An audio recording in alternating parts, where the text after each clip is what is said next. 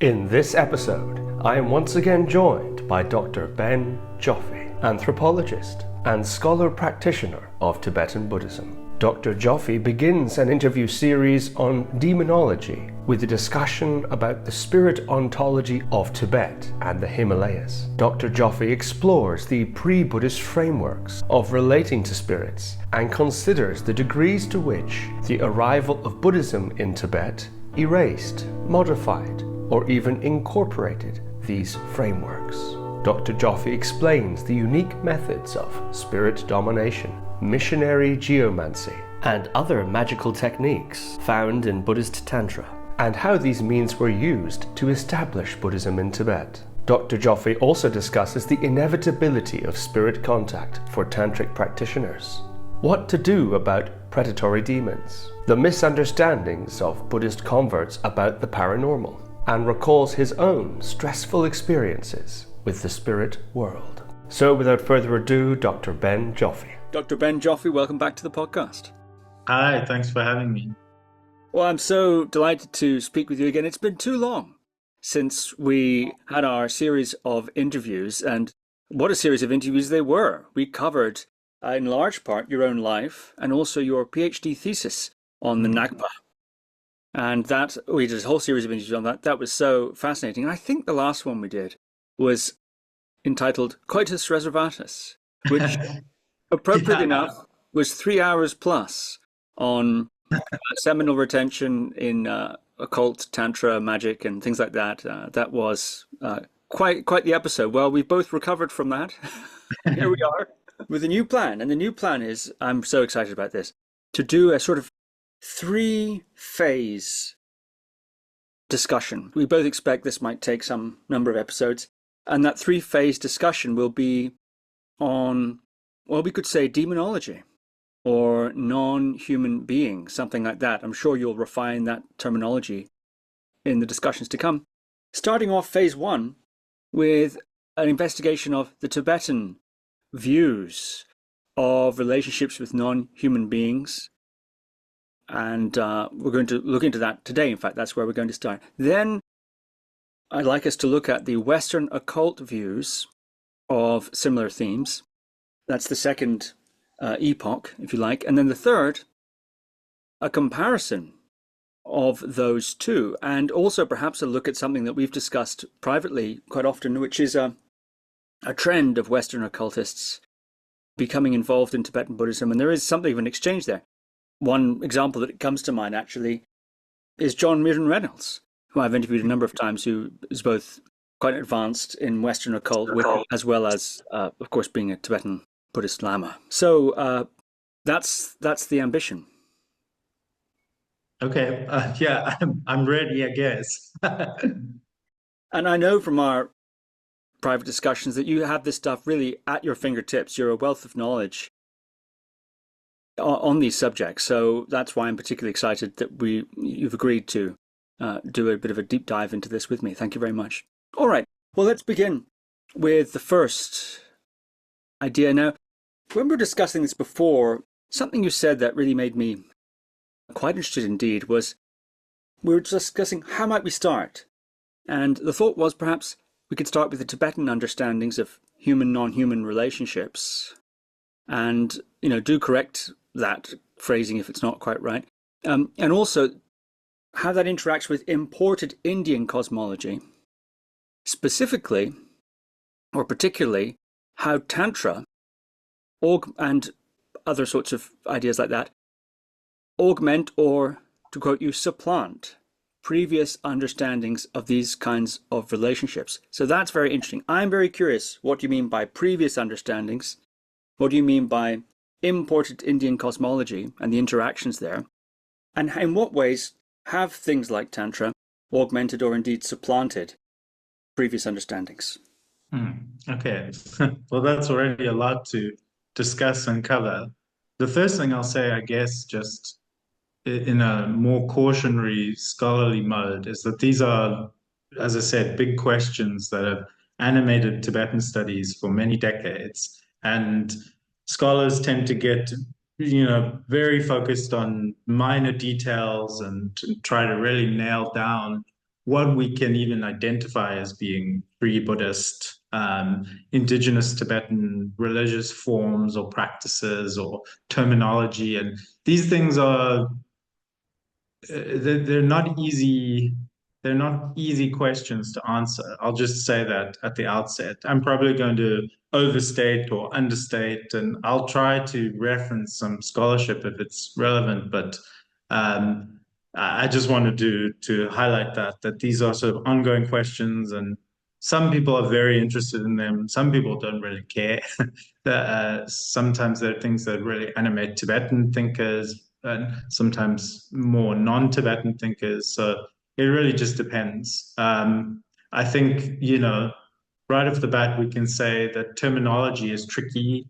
When people talk about Bunpo practices, really our textual records of Bun as a kind of concrete, self-aware phenomenon do not predate the arrival of Buddhism in Tibet.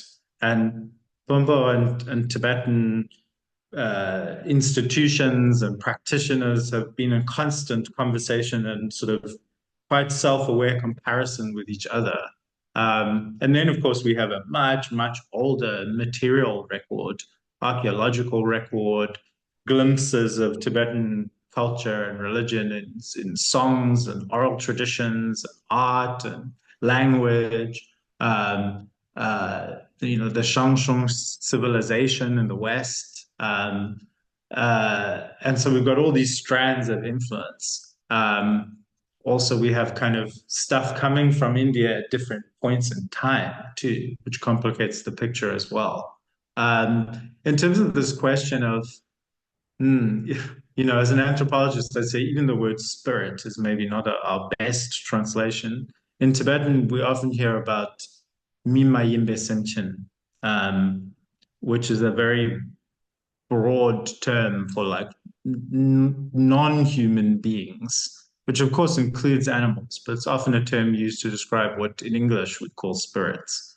I suppose one thing I could say very generally is that for Tibetans prior to the arrival of Buddhism, as best we know about that, and for Indians around the time of the advent of Buddhism, it's just a taken for granted fact that the universe is filled with sentience, and that in addition to human beings and then animals, there are other kinds of creatures, a vast kind of array of beings who have their own points of view, their own consciousness, their own agendas, and they overlap with human lives, sometimes collide with human lives. Sometimes those relationships are cooperative.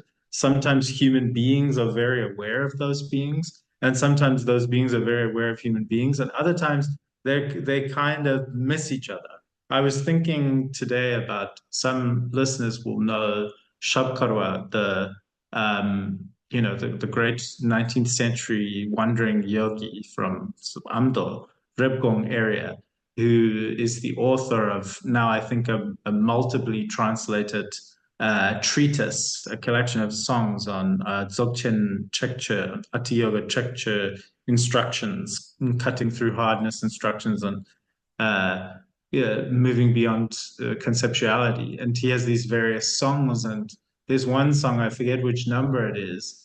The purpose of his song is to make his listeners understand that everything that can possibly be experienced is experienced in and through mind, through awareness. But in the course of it, sort of substantiating this claim, he lays out this amazingly vast kind of point of view, which is a very classic Tibetan and Buddhist point of view, where he really talks about how the world is sort of brimming with aliveness, with beings that are often at total cross purposes to one another. He says, there are beings that live inside fire. There are whole citadels of deities, and it's like their worlds are sort of perpendicular to our own. There's that meme which said, "Did you know that right now there are like 100 ghosts rubbing their butt on you and you don't even know?" It very much is that kind of idea. The sensibility that Buddhist missionaries brought to Tibet was that there are infinite sentient beings in multiple realms, and our behavior has an influence on them, and their behavior also has an influence on us. Tibetans already had that notion. Tibetans already understood how important it was to um, be in right relationship with the animate forces of the land, what we could very broadly call land spirits. In Tibetan, they're often called Sapta, which literally means the lords of the land, or we could think of them, pun intended, as landlords. That's something we can talk about more. The notion really is that they are actually the owners of natural resources, of the natural landscape. Human beings are renters, perpetual renters, if not usurpers, if not later arrivals, who are always having to request. Uh, there's a constant danger of messing up that relationship, because really it's hard to separate um, the lives of these spirits from, we may experience, this is where the kind of Buddhist point of view that Shabkar talks about. He says, from your human perspective, you might just see it as a mountain or a tree, but for other beings, it's their home. Um, he talks about how, you're not aware of the fact that inside the individual components of your body, there are whole universes of tiny microscopic beings. And inside those microscopic beings are other even more microscopic beings. And he says that enlightened awareness allows a deeper appreciation of this interdependency of life, this inevitability of sentience. And this is a different issue. But I think that with the secularization and the psychologization of some Buddhist teachings, we lose this sense that what Dharma is providing people is a way of reckoning with the vastness of sentience, the shared universes, the overlapping worlds that we live in. Because in terms of a calculus of karma, right, this is very concerning.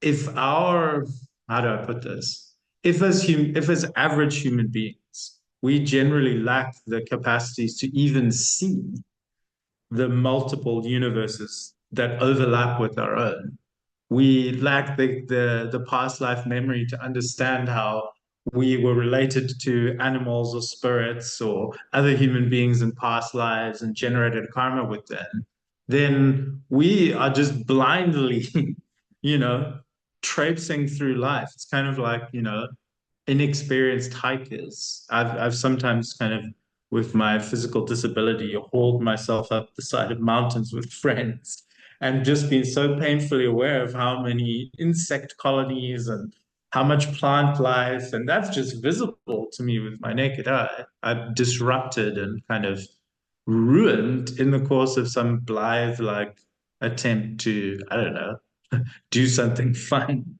So there is a sensibility in both pre-Buddhist ways of life, what we could, for the want of a better term, maybe call animist cosmologies, and then also Buddhist ones, which are also animist. I mean, what is sentient?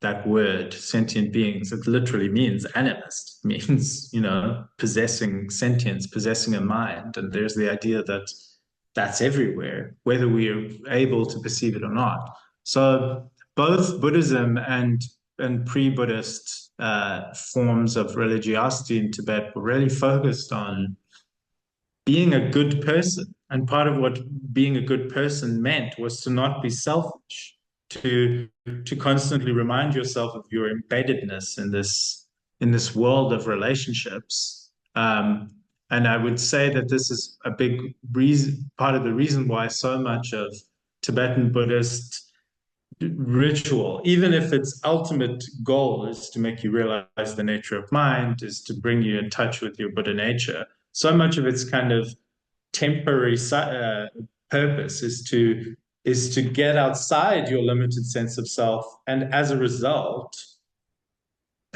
give back to sentient beings in many forms, who might be your human family, but also your other family.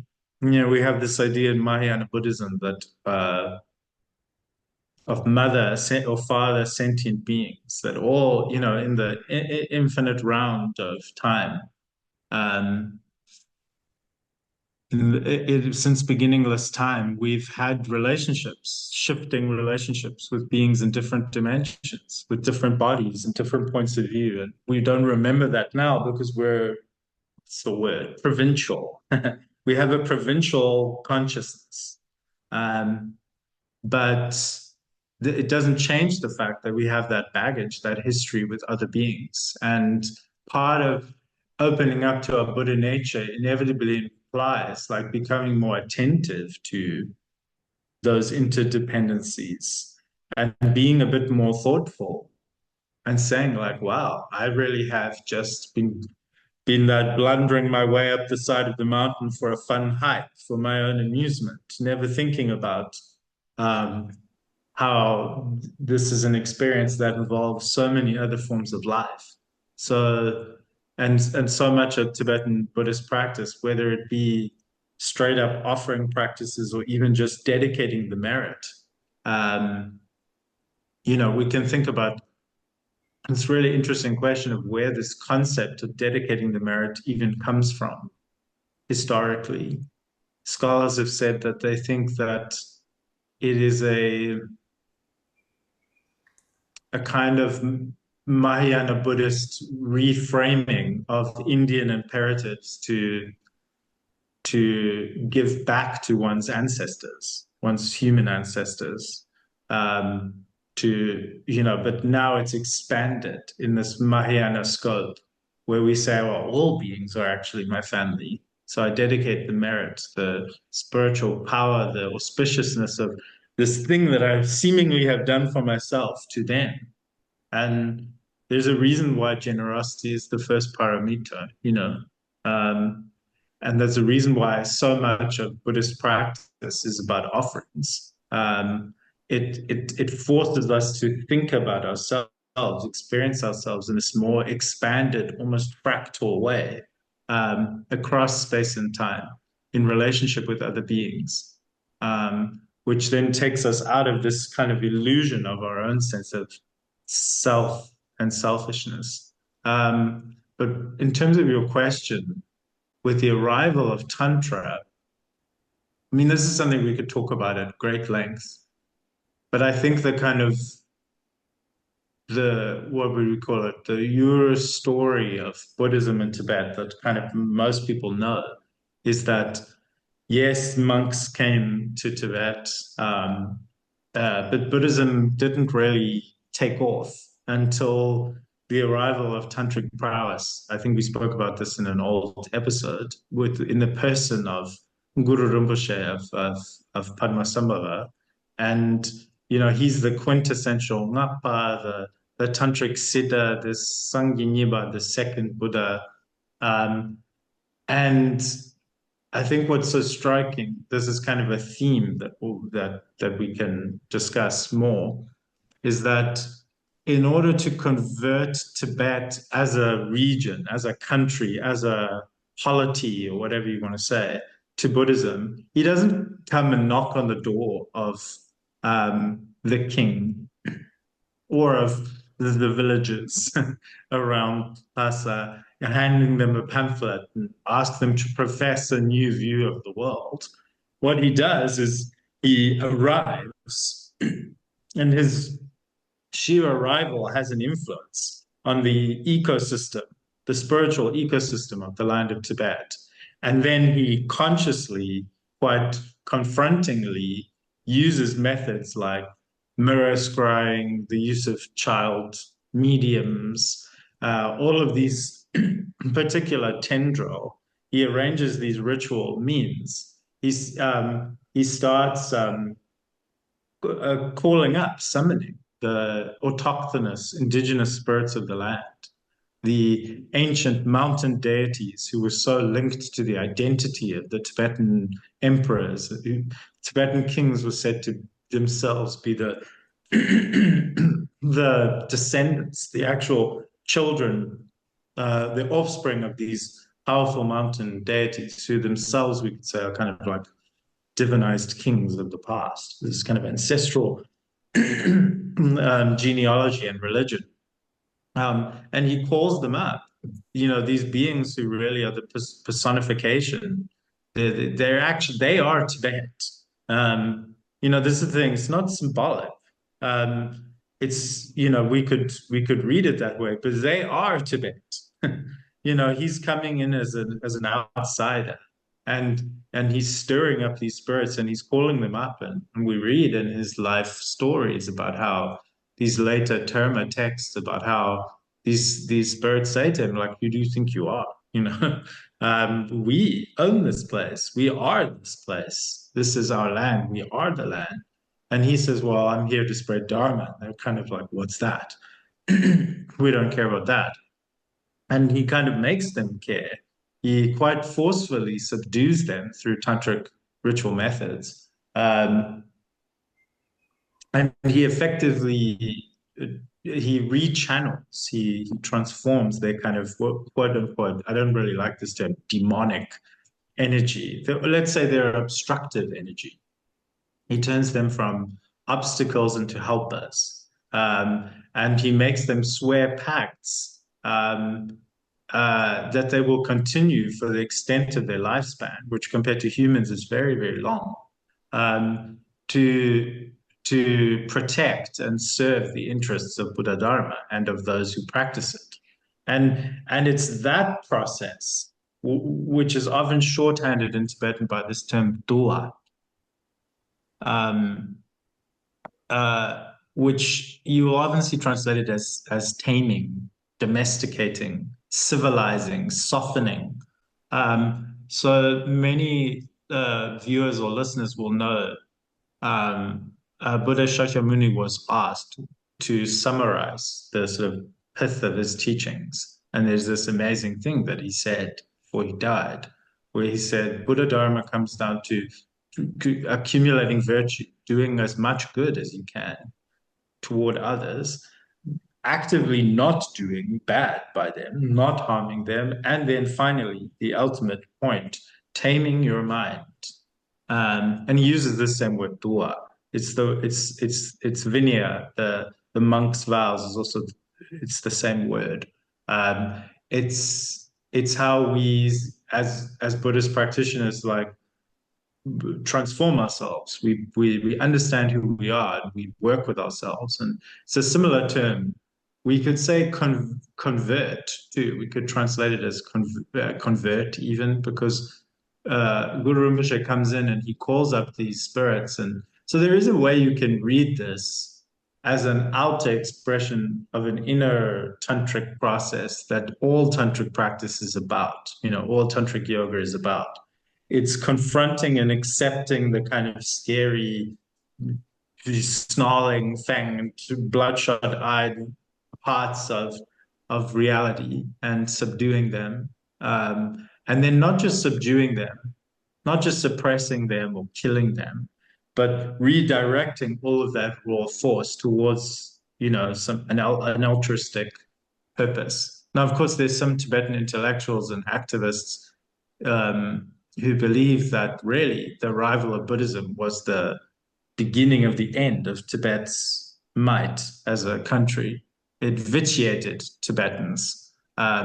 It moved them from a powerful, centralized national religion to a kind of universalist, to a fractured kind of system where lamas took control. So that's one view, that Guru Rinpoche is a kind of foreign interloper, that he messed with the indigenous deities of Tibet. He forced them into an arrangement. he co-opted and cowed them. This is something you hear some Tibetans say. I mean, it's not necessarily like the most majority position, but it's interesting because it's the same acknowledgement of the process. It's just a different interpretation of its implications or whether it was a good thing or not. In some of the earliest texts we have describing this figure of Padmasambhava in history, um, the ministers of Tibet chase him out because he starts creating irrigation canals, and they say it's upsetting the Nagas and Naginis. It's violent and disruptive and against um, the principles, the indigenous principles of how we should behave in relation to the land and the spirits who control it. Now Tantric Buddhism is state religion. It's normalized. It's most people see Guru Rinpoche as a great hero, who like I said, allowed Buddhism to flourish very positively in Tibet through this process. And so I suppose one of the main, just coming back to your original question, one of the main sort of technologies that Tantra provides is this idea of a tantric adept who can arise in the form of the deity through their accomplishment in deity yoga. And as we know in the creation stage, Kirim, generation, rebirth stage, however you want to interpret it, you learn to perceive and experience yourself as the yidam, and all of existence around you becomes the mandala of this deity in their kind of almost like kingly fortress in the center of the mandala. And the idea is that in interacting with local spirits, a tantric saint arriving in a new territory engages in this process, and that this process actually does something, especially through constant reiteration, through ritual activities like cham dances or the building of chut and stupas and particular energetic places associated with where the deities are. This is all kind of, how do we say, like almost concretizing, externalizing this inner process of what a colleague of mine, an anthropologist of Tibet, Charlene Mackley, I think she coined this term. She calls it mandalization. She has this wonderful book, several articles too, where she compares kind of Tibetan cultural understandings of powerful masculinity in the form of the sort of tantric reincarnate lama at the center of the mandala in the monastic estate, and the sort of cultural cosmological understanding of how that lama as the kind of human expression of the yidam is turning this land into a mandala. This is a literal concept. It's not just an imaginary exercise that the lama is doing. We talk about the boundaries, the sort of semi-tamed and untamed or unconquered civilized spirits, the unruly spirits on the boundary of the mandala. And Tibetan lamas and political figures spoke about actual geographic political territory in that way too. That sort of semi-Buddhicized tribes are on this side, are on the fringe of the mandala, and a sort of Beyul or a Pure Land realm needs to be opened so that the new kind of expanding of the mandala can take place, and that sort of as yet unincorporated land has to be recognized as part of the mandala of a particular yidam, through the pure vision of a tantric master, through the visions and prophecies of a Tibetan. And and she compares this to the sort of Chinese state idea of a paternalistic state, also, a communist state, also creating their own idea of center and periphery, and their own way of engaging with the land, even if it doesn't acknowledge the presence of sentient, potentially oppositional forces like mountain deities or or spirits of a lake, or it's an alternative model. And she kind of shows how this idea of mandalization and of taming the landscape is sort of prevalent in many different ways, in many different contexts. So Guru Rinpoche, this, so this is one thing I would stress. Like, it's not, I think we don't realize how accustomed we are, maybe as non-Tibetan, guests to Tibetan Buddhism, to projecting our own ideas about religiosity and what it means to believe in a set of practices. Like, even today, as lamas come into new areas, the same model of Guru Rinpoche is repeated. To make a place hospitable to Dharma doesn't just require that Richard Gere comes to your, conference hall and it listens to a teaching, that certain amounts of books on Dharma are published. It means that the actual inhabited land, that multiple dimensions of reality are familiarized with and made friendly towards Dharma. And that's done through various tantric ritual means, and continues to be done by lamas. So I'm not saying that the kind of nature of mind, more psychological, more interiorized, more individual understandings of Buddhist teachings are not real. That's the beauty of Buddha Dharma, is that it operates on multiple levels at once. We can relate to these things differently, depending on our aptitude or interest or karma, but that's not all that Dharma activity is about, and happily so, because we aren't just an atomized self.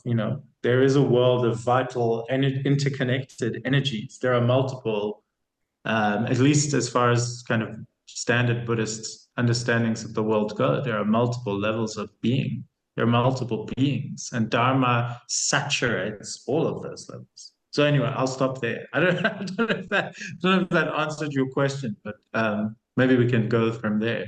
Very fascinating indeed. You mentioned there one of the tantric technologies is this slow march through the institutions of the spirit realm to take a place for the Dharma, for one's cause, religious cause. I wonder what if any other tantric technologies come to mind that may have augmented or added to those previous ritual technologies, or perhaps even, are there any unique, and I know that's a difficult thing to say in this sort of a subject, blends of Tibetan ritual with Buddhist overlay that we see? I know your work with Inagba, for example, shows many tiers of integration of Buddhist view. I mean, there's so many things to talk about in that context. Bumbo masters have even created a kind of self-conscious. It's sort of in parallel to the Nyingma 9 yanas or vehicles system. They talk about different types of teachings, and some are explicitly understood to be kind of about things like divination and sort of propitiation of spirits and healing techniques and astrology, and these are all part of Indian Buddhism as well. It's interesting. It's like, for years people would say that Chod was just thinly overlaid with Buddhism, but it was really an ancient, totally non-Buddhist shamanic practice. And then now, I think, as people have understood the tradition in its own terms, like more familiar with Machi Glabdron's own writings and teachings, she was very adamant, very clear. She was like, yeah, I recognize that there's similar practices from India or Tibet that also make offerings to spirits, that also maybe do ritual practices with similar implements or in similar locations. But she said, this is Prajna Paraminta teachings. This is straight out of Dharma. Um, uh, and so we often find these things where, like in the past, 100 years ago, people were like, 150 years ago, most scholars said that no aspect of Tibetan Buddhism was actually Buddhism. It was all Tibetan demon worship, not even trying to pretend to be, what a sort of imperialist Western scholars saw as Buddhism. But yeah, I think the reality is a lot more complicated. There's definitely practices, um, and they often are the practices of Ngakpa, as you've mentioned, because they're about just daily immediate needs, like repairing right relationship with spirits. We have forms of the Gesar epic, which are more or less Buddhist. We have whole cycles of terma around King Gesar and his retinue of warrior-like spirits and some of these seem very non-Buddhist in their focus. How old they are, whether they do actually predate Buddhism historically, it's a different story. But they're certainly quite starkly not concerned with sort of Buddhist priorities. Then we have like Gesar as a Yidam. We know like important big mountain deities that Padmasambhava tamed, like Nyingchen Tangla, had lives before becoming a Buddhism. And they said that to him. They said, this is what I'm used to. This is who I am. These are cultural memories that Tibetans had. I think, practices around introducing the tutelary deities of a husband and a wife to each other. Where it gets complicated, though, is in terms of terminology too. Like this word "lu" for Naga. Naga is an Indian category, an Indian sort of Buddhist and more than Buddhist category. And Lu is the translation for that. But undoubtedly, that word existed. That a lot of the words for spirit beings, the nomenclature must have predated Buddhism, and then sometimes some of the descriptions of Lu in Tibetan sources seem quite different to the sort of habitual ways in which Nagas and Naganis appear in Indian materials. There's fantastic scholarship by people like Rob Mayer and Kathy Cantwell out there trying to tease out what if there's any particular elements that are kind of like smoking guns for kind of like pre-Buddhist. Chogye Namke Norbu wrote a lot about this too in his scholarship. There's certain standardized ways of talking about rituals. Like there's how do I explain it? There's almost like a charter myth style, like in a text that explains how a ritual arose, how a Buddhist master revealed a ritual for subjugating hostile spirits. It will explain how Charles Rample has written a lot on this as well. It will explain how these particular spirits came to be harmful or obstructive, how they were born. And there's a quality to some of those descriptions that is very characteristic. It's very non-Buddhist. But Rob Mayer's doing research right now where for so long people said, oh, that the treasure tradition in Tibet is entirely indigenous because it is about indigenizing Dharma. I mean, what could be more indigenizing than saying an Indian, Afghani, however you want to call him, let's say the master from Odiyana, wherever Odiyana is, Pakistan, I guess. But an Indian master came in and he literally put Buddhist teachings in the ground, and he made indigenous land spirits of Tibet look after them, become the custodians of these, and become responsible for helping to reveal them or protect them. I mean, there couldn't be anything more indigenizing than that. But, you know, Rob Mayer's doing a fascinating kind of big scope project trying to reevaluate the terma tradition. And in doing so, he's managed to show very persuasively how the terma tradition both has really clear precedents in the Indian tradition. There's a whole tradition in India, Buddhist and otherwise, of treasure revelation. It's a genre of text called treasure revelation. But one thing that's fascinating that he's shown is that these Indian texts have a really different way of relating to the land spirits. The land spirits are a nuisance in these Indian texts. They explain mantras that tantric sorcerers can say to just kind of blast the nagas and get them out the way so they can retrieve these treasures. Whereas in Tibet, this relationship is so different between Tibetan and land spirit custodians of treasures. The whole tradition of treasure vases, which probably has a pre-Buddhist antecedent as well. The idea of cairns built to spirits, or lapse, um, uh, and so then he's also shown how we won't really understand how the uniquely Tibetan terma tradition arose if we don't also understand the relationship between certain kinds of Yula regional divinities and the sort of the deification of human ancestors.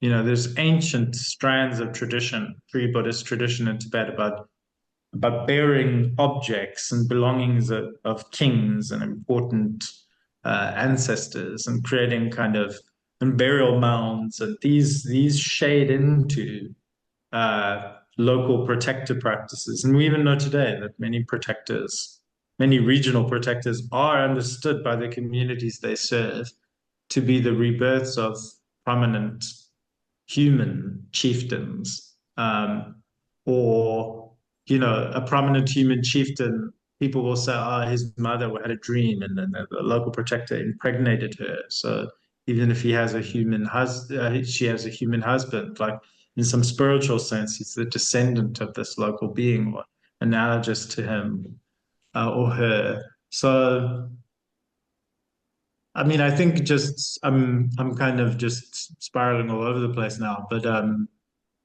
I think it's very hard to tease out these things. I think there's little bits and pieces, like something kind of random, like Rob Mayer spoken about, yidams who have wings, or this sort of chimeric quality. That's not something we really find in Indian material.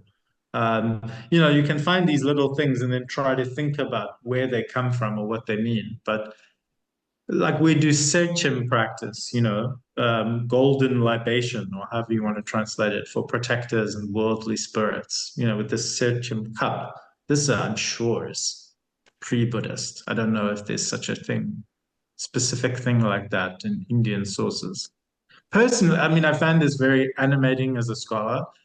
As a person, I don't really care about what's Indian or not, because at the end of the day, like, if you're having interactions on a personal level with spirits, like, you don't need footnotes about what's Indian or what's Tibetan. You just need to know how to relate to those spirits and what is real for you or for them. But yeah, I mean, these are very interesting questions. But yeah, you were asking what other practices then kind of deity yoga, mandalization, well, the whole terma tradition, every aspect of it involves also a relationship with landscape, a reframing of landscape. It involves political cooptation of whole territories. As I said, when treasure revealers go into a Beyul and open it up and recognize it as part of a mandala, that has implications socioeconomically and politically for the people who already live there.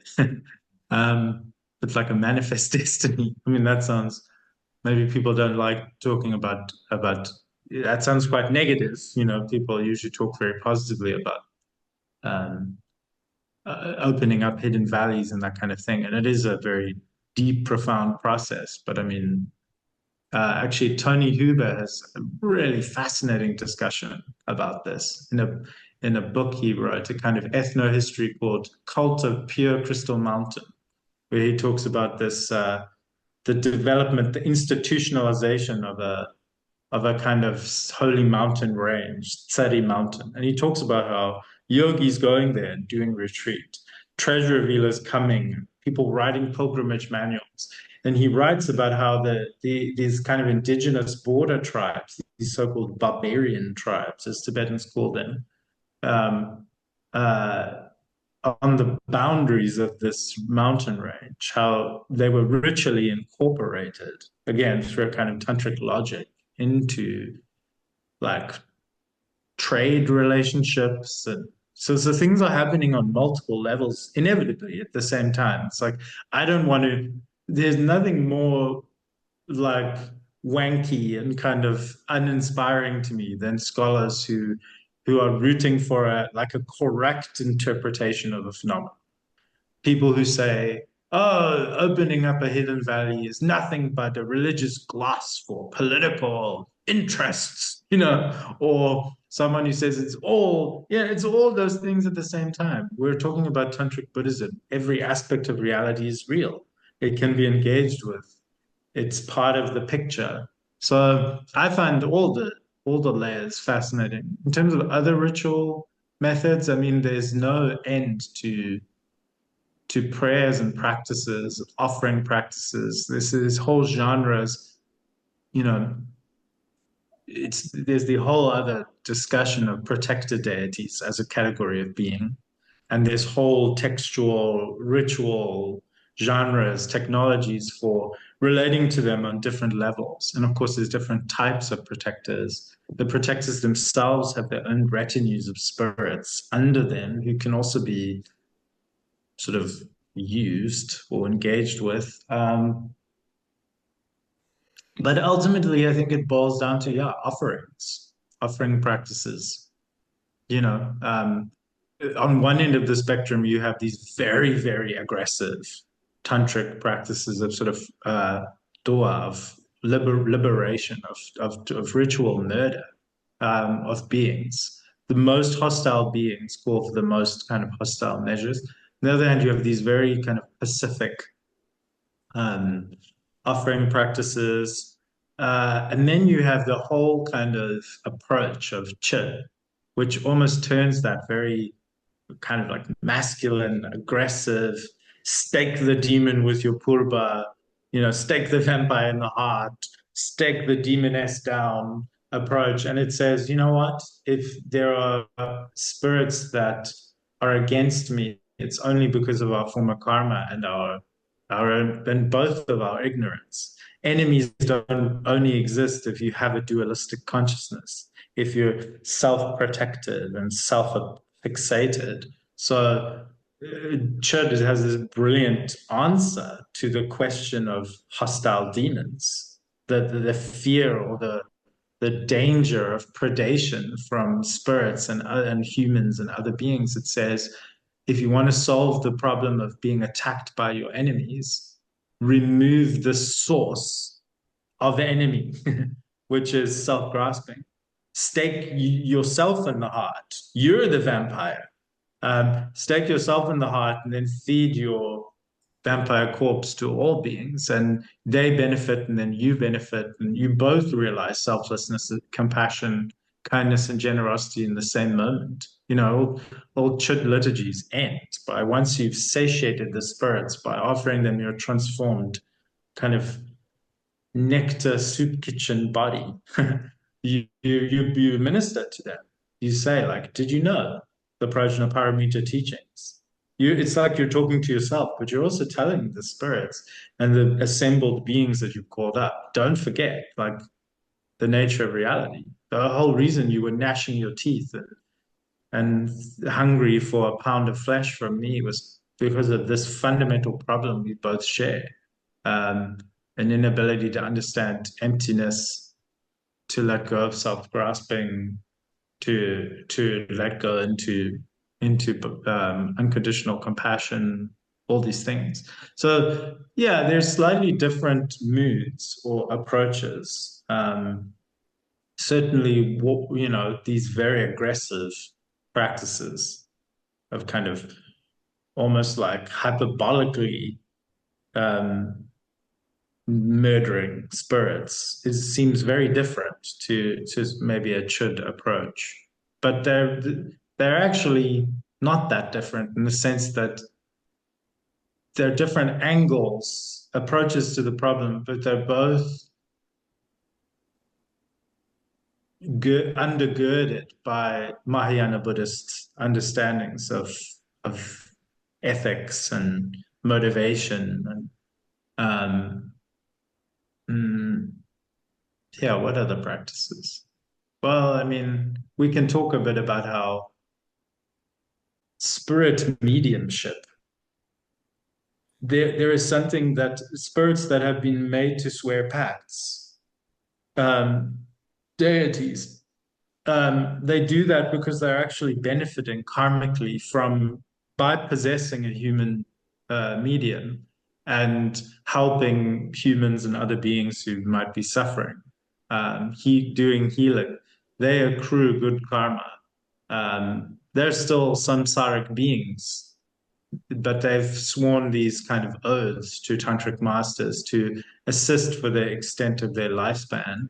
Um, they might be like they might otherwise be a bit like testy and amoral, and one of the sort of key features of a lot of spirits of the landscape is that we can talk more about this, they get offended quite easily because we're so bumbling and selfish and rude. And I mean, we literally shit on them all the time, piss in their house, take from them constantly. And they're often quite angry and retaliative for that reason. We make them ill and they make us ill and harm us in exchange. And so one way of working with that is putting them to work. You let them be who they are. You let them be the kinds of people that they are, but you sort of put them to work under the auspices of Buddha Dharma, and you sort of put them on a path where they coach little league baseball instead of sitting at home and drinking and beating their, I don't know, like I don't know where this metaphor's going, but you put them into some sort of community service, because they're potent and powerful, and then you help them in the process too, that there's a kind of the spiritual benefit that often these spirits will say, I'm doing this because I promised a particular master who I really love, or who really helped me, or I know that I have to do this because maybe I did some harm in the past to beings. Maybe I was actually quite harmful towards beings, and I'm actually trying to work off that karma. All these things are different ways in which spirit ecosystems get kind of incorporated. And then this is the last thing I'll say, even small things like just putting up prayer flags and carving money stones and doing practice in particular places or making offerings. It's all a way that you sort of distribute merit and I guess Buddhicize again and again. Maybe Buddhicize is not the right word because it's not about like staking a religious identity. It's just about folding all areas of life into compassionate practice. If people, Buddhicize sounds a bit superficial. Yeah, I'll stop there. You've mentioned one of the tools of the sorts of things we're discussing, the sorts of rituals we're discussing here, the purba, the dagger, the tent peg. I also think of, you've mentioned prayer flags, I also think of stupas and their role in this geomantic these sorts of geomantic operations. I wonder if you Mm. might talk a little bit about the sorts of gear and equipment, I suppose, that's used in their role, purba, stupa, etc. Yeah, I mean, certainly building a stupa always has implications for, building anything has implications because you have to kind of know where the animating spirits of the land are. There's a whole genre of ritual called sachol. Um, Literally means land or earth ritual. And it involves calculating where the resident snake spirit is, the naga. It moves in accordance with time of the year. Its head is in a different place, and it has to kind of be staked down and appeased. It's a bit like in Iceland, where people talk about can't have any building project until you've consulted with the the ghost partners of the elves. It's a similar kind of thing. I mean, all land is rented, like I mentioned. Um, so very often building, none of these uh, none of these physical structures are arbitrary. As you mentioned, there's the whole uh, sort of field of sache, um, again, sa for earth and che is like analyze or divine, check, investigate. So earth investigation, and part of that is understanding who's already living in the place you want to build some kind of structure. And of course, chut and stupa are filled with blessed relics and texts and all sorts of things. Um, I mean, I'd probably be remiss to not mention, I'm sure many listeners and viewers know this story, uh, but there's a kind of legend which says that Buddhism wasn't really sticking in Tibet, and it's kind of an extension of this idea of Guru Rinpoche taming everything. Um, the Chinese princess does a divination and discovers, to her sort of shock and surprise and maybe dismay, that Tibet as a land, the whole country, it's sometimes translated in English as the supine demoness. The word in Tibetan is sin. Um, she's kind of bloodthirsty demoness, and there's this thread that runs through Tibetan narrative that sort of the indigenous forces of Tibet are kind of feminine and wild. We also have this story that's told in the Manikabum about Chenrezig, Avalokiteshvara, Buddha of compassion, coming from India, but emanating in the form of a monkey, a kind of peaceful vegetarian monkey who goes into the caves of Tibet just to be an ascetic, and then he's visited in his retreat cave by this. She's called the Mimeyimbe Draksimo. She's called the Sinmo, the sometimes translated as ogress, witch, demoness. That means like um, the crags, the cliffs. And like I said, Mimayimbe means like non-human. So she comes and, some people have said this is a distant memory of the Denisovans meeting Homo sapiens in ancient Tibet, but who knows? But she's said to be an emanation of Tara, but ostensibly she's this bloodthirsty, monstrous creature that's said to be kind of inflamed by anger, by violence and sex. The two things that like are really focused on in a lot of tantric kind of yoga and subjugation. And she begs the monkey to have sex with her. And then out of his compassion, he does. And they give birth to these monkey demon hybrids, which then evolve into the first Tibetans. So this story, along with the idea that the land itself is a demoness that's very powerful and kind of opposed to Buddhism. So we hear that the Tibetan king commissioned all these stupas and sort of temples to be built. You can see the drawings of it on the kind of sort of like acupuncture or energy points of her body to pin her down, to stake her down, but also rechannel her energy to make it amenable to Buddhism. And it is a slightly uncomfortable narrative because it has a rapey quality. You can go to the place where her vagina is said to be, and there's a big lingam there. There's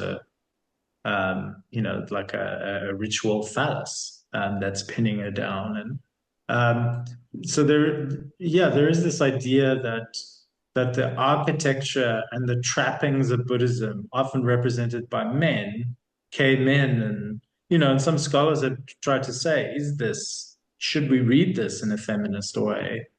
It's a bit like feminist reimaginings of Lilith in Jewish folklore as this monstrous kind of untamed female, as a demoness, that this boogeyman of Jewish consciousness. And some people say that's the wrong way to read it in a feminist way. I don't know. Don't have much skin in the game. I'm not the demoness pinned down, but yeah. I mean, you were saying like what tools. I mean, ultimately, I would say, yeah, we could talk about physical tools, all the tantric ritual trappings, but really it comes down to, I think a proper way of understanding it is that this is supposed to be a compassionate activity. It may seem, scholars can say, well, it seems very violent, but the internal understanding is that this is done as the whole founding story of why the tantras came into being was that there was Rudra, this very powerful tantric practitioner who sort of became a Sith Lord, he went to the dark side of the Force, and he was so accomplished and so powerful, but couldn't be pacified through the normal methods. And so out of their great compassion, the Buddhas knew that they had to manifest as these herukas, these blood-drinking, ferocious beings. And there's a kind of similar sensibility that sometimes you need a wrathful display or you need to forcibly subjugate. But really, you're only doing it because it's the method that works to give way to greater benefit. Of course, not everyone buys that. So as you and I have spoken about, there's this whole cottage industry, especially of kind of Western occultists or former supporters of Tibet who have a very dark reading of Tantra, of Buddhist Tantra, of Tibetans, of people like the Dalai Lama, being these kind of Machiavellian, powerful possessors of tantric ritual technologies who, in the name of world peace, are out there kind of spiritually colonizing the world. It's always a very revealing kind of fantasy because it's almost exactly the same as how evangelical Christians talk about what they're doing. They talk about being prayer warriors. They talk about how they say that the earth is actually belongs. They quote scripture, the New Testament. They say the earth actually belongs to Satan. God has allowed Satan and his demons to be landlords of earth until the final judgment. And so God-fearing Christians have to actually go out. That's why in America you'll see them stage mass baptisms. They don't care if anybody's actually transformed internally. They're baptizing people in a parking lot outside of Wendy's because they understand this as retrieving the land back from the devil. They're in the process of the exorcistic act of baptism, because that's what baptism is, really, an exorcism. They are aggressively taking back turf from Satan. And in a way, it's not. It's certainly very different to the Tantric Buddhist understanding, but it's conversion happening on a different level, like pitched at a different level of reality than, because people will often be very sort of sarcastic about it, and they'll say, well, that guy didn't really change his ways. He didn't suddenly see the light. He was just baptized in a dirty, water in a parking lot. What does that do? But in terms of a ritual cosmology, there is a logic to it. Anyway, yeah, I mean, I think you can. This is always the danger of a little bit of knowledge because you can very easily describe the kind of ostensibly true outer trappings of Tantric Buddhism, and you can tell the story like a horror story instead of a tale of, of like love and liberation. So yeah, I think from the outside, without the sort of internal experience of what doing these practices feels like or is for, without the sort of without understand having done mundro, this is what it's tricky because there's so much writing and scholarship about tantric ritual, and it's not to say that there is a very aggressive, violent aspect. The tradition itself acknowledges that, but there's so much talk about what the point of all this is, or the correct way to understand this, or the correct way to do it is. So talking about just the saying, oh, Ngakwas, they have a big knife that they stab people with. It's like, yeah, that's true on one level. They stab demons with it. But what are demons? What is the true obstacle? This is where the deeper tantric understanding of the nature of dualistic conceptual thought and what is a demon on the more kind of sort of this is where the teachings on view are so and motivation are so important, because we can, as an anthropologist, we can talk about ritual methods and implements and materials, but if we don't have that kind of internal understanding, then we could very easily get a really twisted idea. But no wonder that there are these kind of dark Dalai Lama treatises out there. And it's not just the usual offenders. Some people will know about the Tremondis. They've kind of made it their career to write in these terms, and now they're kind of on the far right.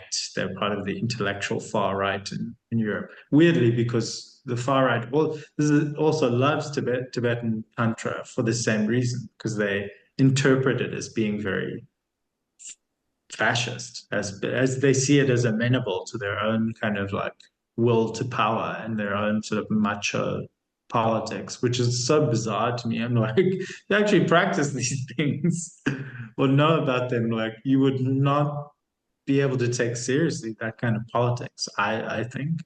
But you can sort of see why um, it goes in that direction. But yeah, it's not only the Tremondis. There are a lot of less well-known Western occultists who have this really strange relationship with Tibetan Buddhism. They attend teachings and they want access to the magical ritual technology.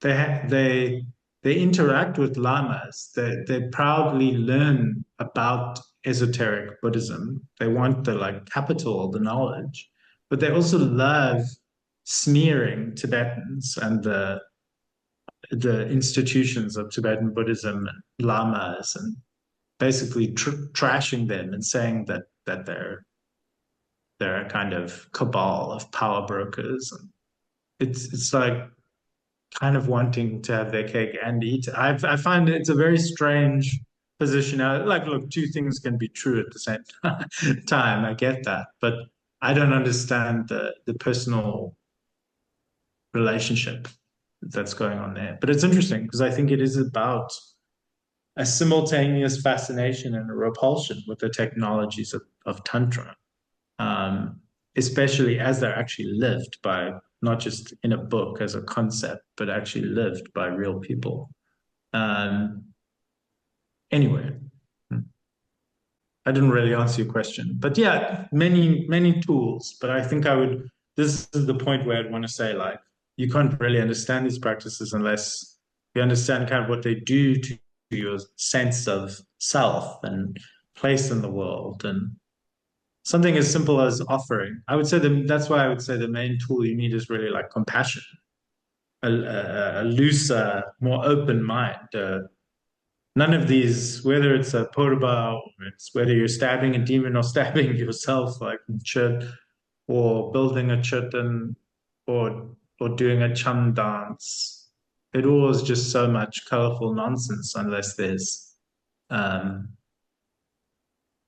a real understanding of the nature of your mind and why you're bothering to do any of these practices, I guess. Um, I suppose this opens up to the other question I was thinking about, like I mentioned just now, that chud is a sort of answer to the problem of what to do about hostility, what to do about the unavoidable truth that there are scary things and people out there and that you're afraid of them. How do you deal with that basic human reality? Um, so chud has an answer to that. And then I think a lot of tantric yoga is also about, it's hard for people who haven't sort of grown up in a world where spirits are just real. They're just one more thing in the world, one more sentient point of view. Because a lot of Tantra, yeah, some of its immediate benefits is that, yeah, it turns hostile spirits into amenable ones. It increases wealth and can control the weather and has all these side effects as a result of doing of essentially a system of, I don't know, a system of self-transformation, of mysticism. And that's its ultimate purpose, to benefit self and other. But it also has these. This is something that Jeffrey Samuels wrote about years and years ago in his big book, which he's now very sort of modest and a little bit dismissive of. You know, people really tore into him about overgeneralizing or whatever. But he had this book, Civilized Shamans, where his central question is like, why was Tantra so wildly successful in Tibet? Why did Tibetans like it so much? Why did they see it as so useful? Why did it fit so well with their social organization? Um, and he says, because it's a kind of institutionalized shamanism, the methods of Tantra replaced the ritual propitiations that were happening. But you know, what's so interesting about Tantric Buddhism is that it says, okay, this offering practice has benefits in terms of your energetic benefits, an effect on the spiritual ecosystem, but it also has this sort of more profound effect on your relationality to self and your perception of reality, which is why, you know, you can read a text about Chit that says there's an outer level to understanding this practice, there's an inner level, there's a secret level. Um, you know, it's why we can talk about protectors and deities as if they're things out there, but we can also then dial up to another level where we say, well, ultimately, it's like Shabkar's song I spoke about, where he says, well, ultimately, all these things are arising in your mind. So yeah, there's a quote that Dr. Nida alerted me to, see if I have it here, from Lelong Shepe Dorje, who, you know, wrote this vast biography of the protector deities based on his own visions, and like sort of personal interviews with them. And he's talking about mamos, these matrika, these kind of sometimes ferocious mother dakinis, demonesses. And here he says,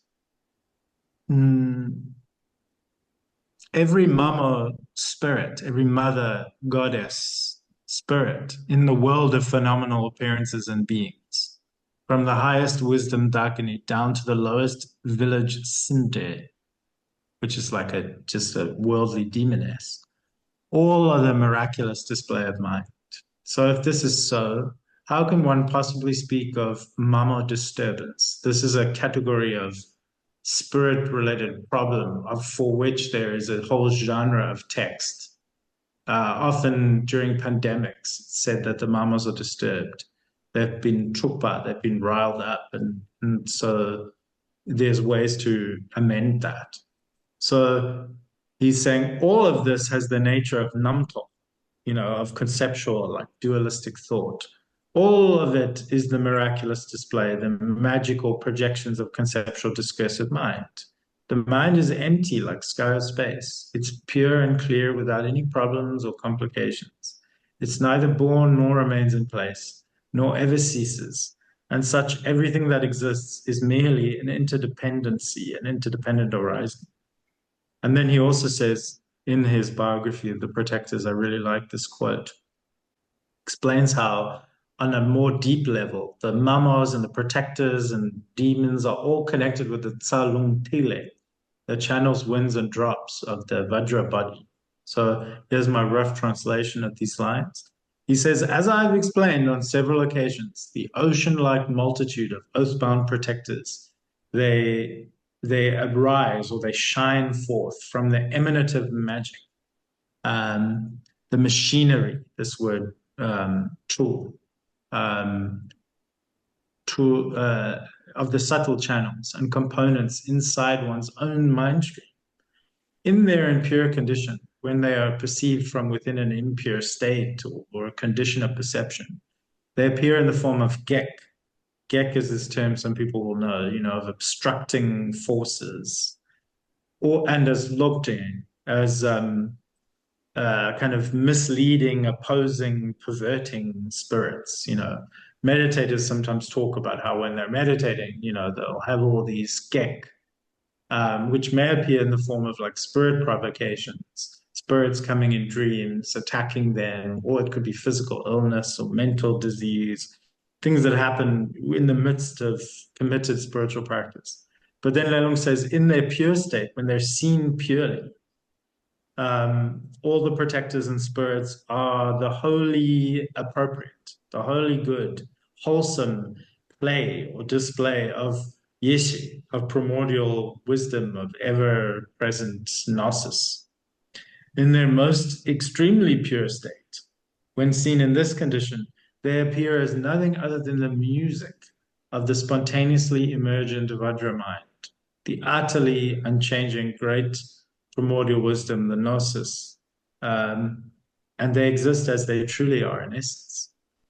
Now, the thing is, that's true of us too, of all sentient beings. So it's like we can always dial things up to like the highest level, but that kind of perception of spirits is where all the practices will ultimately lead us. But not everyone is at the same level of experience. And if you read the biographies of even great yogis and yoginis, they still get set upon by spirits in retreat constantly. They still have dreams. They still meet spirits in the landscape. And, often they'll talk to them and say, you and I aren't real in the way we both think. So I'm not scared of you.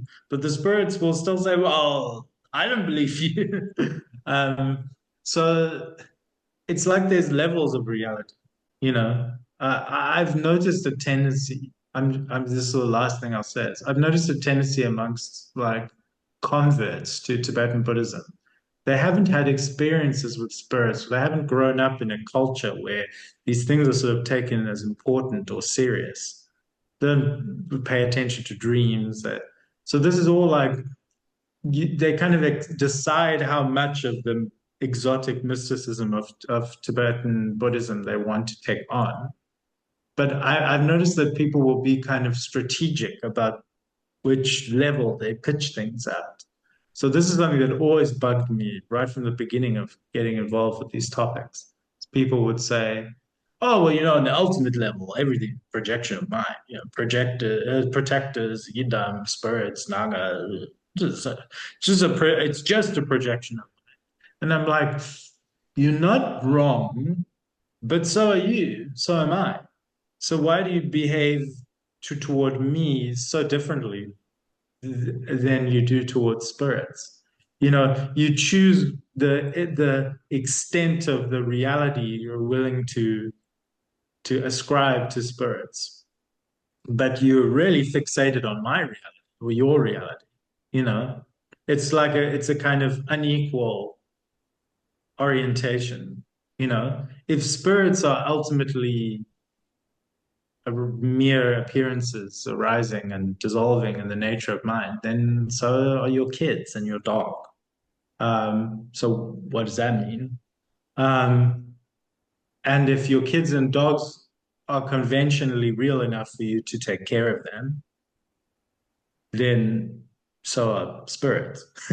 You know, like it has to work both ways. I mean, I know a lot of lamas will say, don't worry about spirits. And that was also sage advice because most people don't see or experience these beings. They've always been specialists or people who, because of their karma, have these relationships or are very troubled by these spirits and have to learn how to process that or deal with that or do something good with their clairvoyance or whatever. So don't, I think it's good advice to tell people, nah, just don't think about that stuff. A lot of people, that's good advice. But then to go from that to say, oh, they don't exist, or I get to choose how much they exist based on the conversation I'm having, I've never really understood that. For some people, they may as well not be real because they don't bother people or they don't experience them in the same way. But I think tantric adepts, at a certain point when you just spend a lot of time hanging out in caves or charnel grounds or by yourself or doing a lot of dream yoga, you're going to encounter these beings. And maybe you will quickly apply the, penetrating insight into their ultimate nature and not bother with them so much. Or maybe your path as a Dharma practitioner is to be a Ngakpa who usually ends up spending, or a spirit medium, or someone who professionally spends a lot of time kind of engaging with these beings at a certain level of reality or at multiple levels of reality. So, um, yeah, I just thought I would mention that part too. Anyway. One of the ways in which the movement of Buddhism into cultures is sometimes described is Mm, as a kind of overlaying on a sort of substrate that mm, existed there before. So, for mm, example, sometimes it's talked about a certain Chinese character of Buddhism, Confucianism and mm, Taoism flavors its Buddhism in a mm, way. And one of the ways in which that's thought to apply in American, let's say, Buddhist reception is this psychologizing of Buddhism. mm, And sometimes that's said to be the case. Well, it's all psychologized. It's seen mm, as a science of the mind and perhaps even a sort of therapeutic modality. But now you're also talking about this outer, inner, and secret meaning mm. here. Now, I've given a perhaps very low res, lazy, inaccurate idea of this sort of laying of Buddhism on a previously existing cultural substrate. You know, it's of course far too tidy an explanation, but it's something one hears. And I wonder if you might parse that idea, the psychologizing of Buddhism from this outer inner secret layers that exist within the tradition itself. Yeah, I mean, definitely, just as a side note, one thing I would love to drive a purba deep into the heart of, is that a proper English sentence, is this idea that, like, I don't know, I feel like Tibetan lamas and Tibetan Buddhist practitioners love talking about like the West and Tibetans, and like in these very concrete, essentializing terms. And even I get lulled into this way of thinking. And I have to remind myself, like, no, none of that's true. None of it is true at all. Like, those generalizations. Like, I mean, as we've discussed, the whole reason I came to Tibetan Buddhism, in part anyway, was because of my own being raised in this kind of secular, atheist, agnostic family, but having these really weird kind of paranormal inclinations and experiences that didn't come because my family promoted them or anyone that I was really around. And I think people just experience spirits. Like I said, some people just have, or they get a shamanic vocation, regardless of whether there's a powerful cultural understanding around them for what that is. So the idea, I would just want to, drive a stake through the heart of the idea that like the modern secularized West had no animism or involvement with spirits or experiences, and then the magic lamas came and it gave them a glimpse of all that and re-enchantment of the West. What a load of garbage, what an absolute load of garbage. I'll say that it doesn't hold up. It doesn't hold water in the slightest.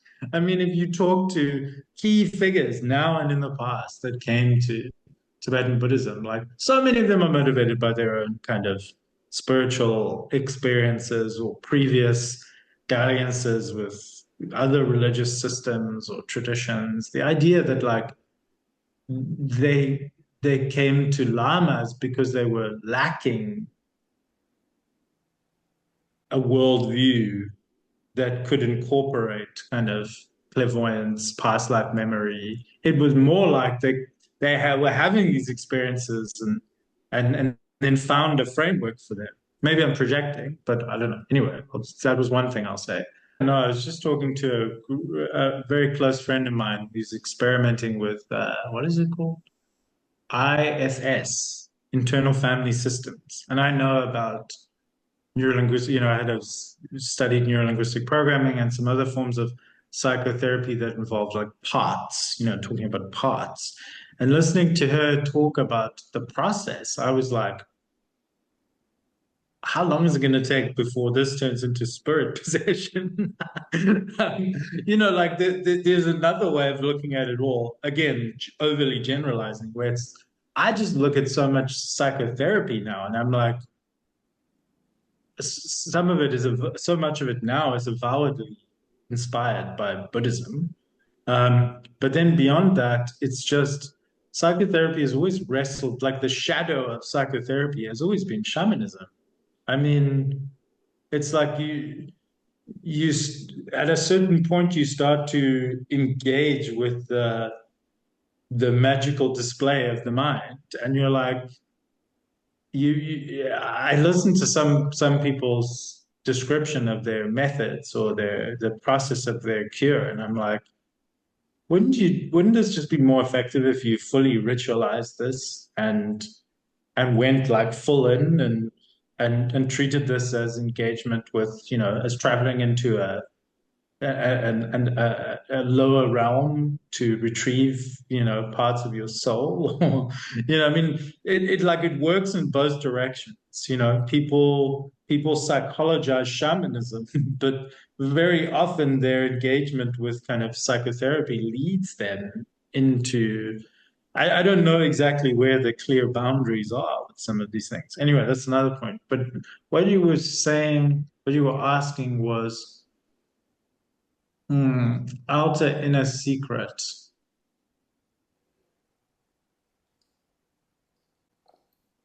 I mean, at the most internal secret level, what Lelung is talking about is that a tantric yogi, when you have the completion stage, or the, dzogchen, the perfection stage, or however you want to translate it, a yogi is, or yogini is sort of bringing everything inside. Like Dr. Nida often says, the reason it's called completion stage is because you have everything. Working with your own body and your own mind and your own experience teaches you, it's the alembic flask in which all reality unfolds. And of course, by conventional society standards, when a yogi or yogini is in a cave meditating, I mean, they should cut their hair and get a job. They're like, what are they even doing? They're just sitting there. Like, they're not doing anything. But in Buddhist terms, that's one of the most important, like, valuable things you can do with a human life. I mean, of course, you hear stories about gurus telling their yogi students, like, get out of the cave. You have to go out and do stuff in society. So there's always a push and a pull. But I mean, in terms of the logic of yoga, there's the idea that, like, and it's not, it doesn't always seem like the most politically progressive idea. I don't know, that's a whole other issue. But that, there's nothing more profound and important that you can do than engage with your own, you know, the sort of the subtlest components of consciousness. In that same song that Shabkar has in the flight of the Garuda, the wing beat of the Garuda, he says, like, it is said that an enlightened meditator, can experience infinite deities within every sort of cell of their body, fractally, internally down to and then expand out into infinite realms, and this expansion and contraction of yogic mastery. And so we shouldn't really be surprised. It's not like this great kind of shocking secret that to say that the protectors and the spirits can really relate to an experience in your own energetic body. And it makes sense why that would become psychologized. It makes sense why people would be a bit lazy and say, oh, you see, it's nothing, it's just your mind. It's just archetypes. But I've always had an issue with that because it's the just part.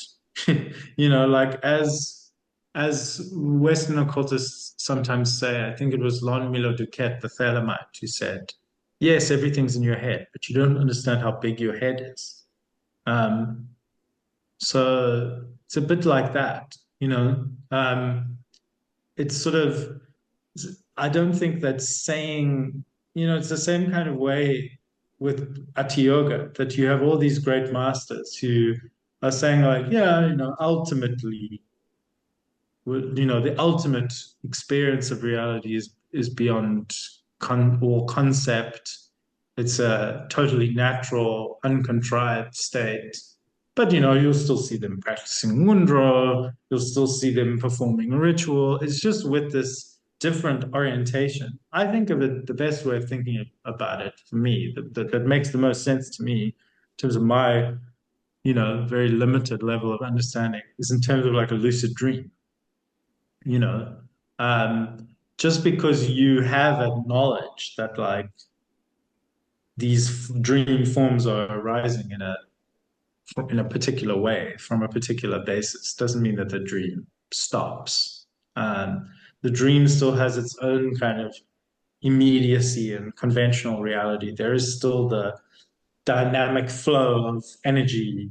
I think it's just a bit tricky because, yeah, like you said, there can be this sort of, to me, it seems a bit superficial. Like people will be like, oh, the Vajra body, it's actually just like a fun metaphoric way of talking about the nervous system. And I'm like, is it though? Not really. Medical anatomy is not the same as yogic anatomy.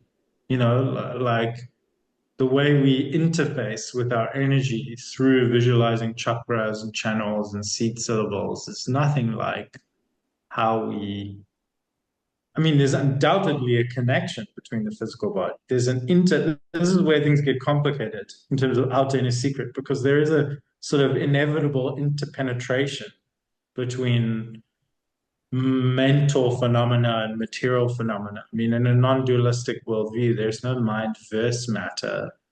And there's increasingly subtle and increasingly gross levels of engaging with things.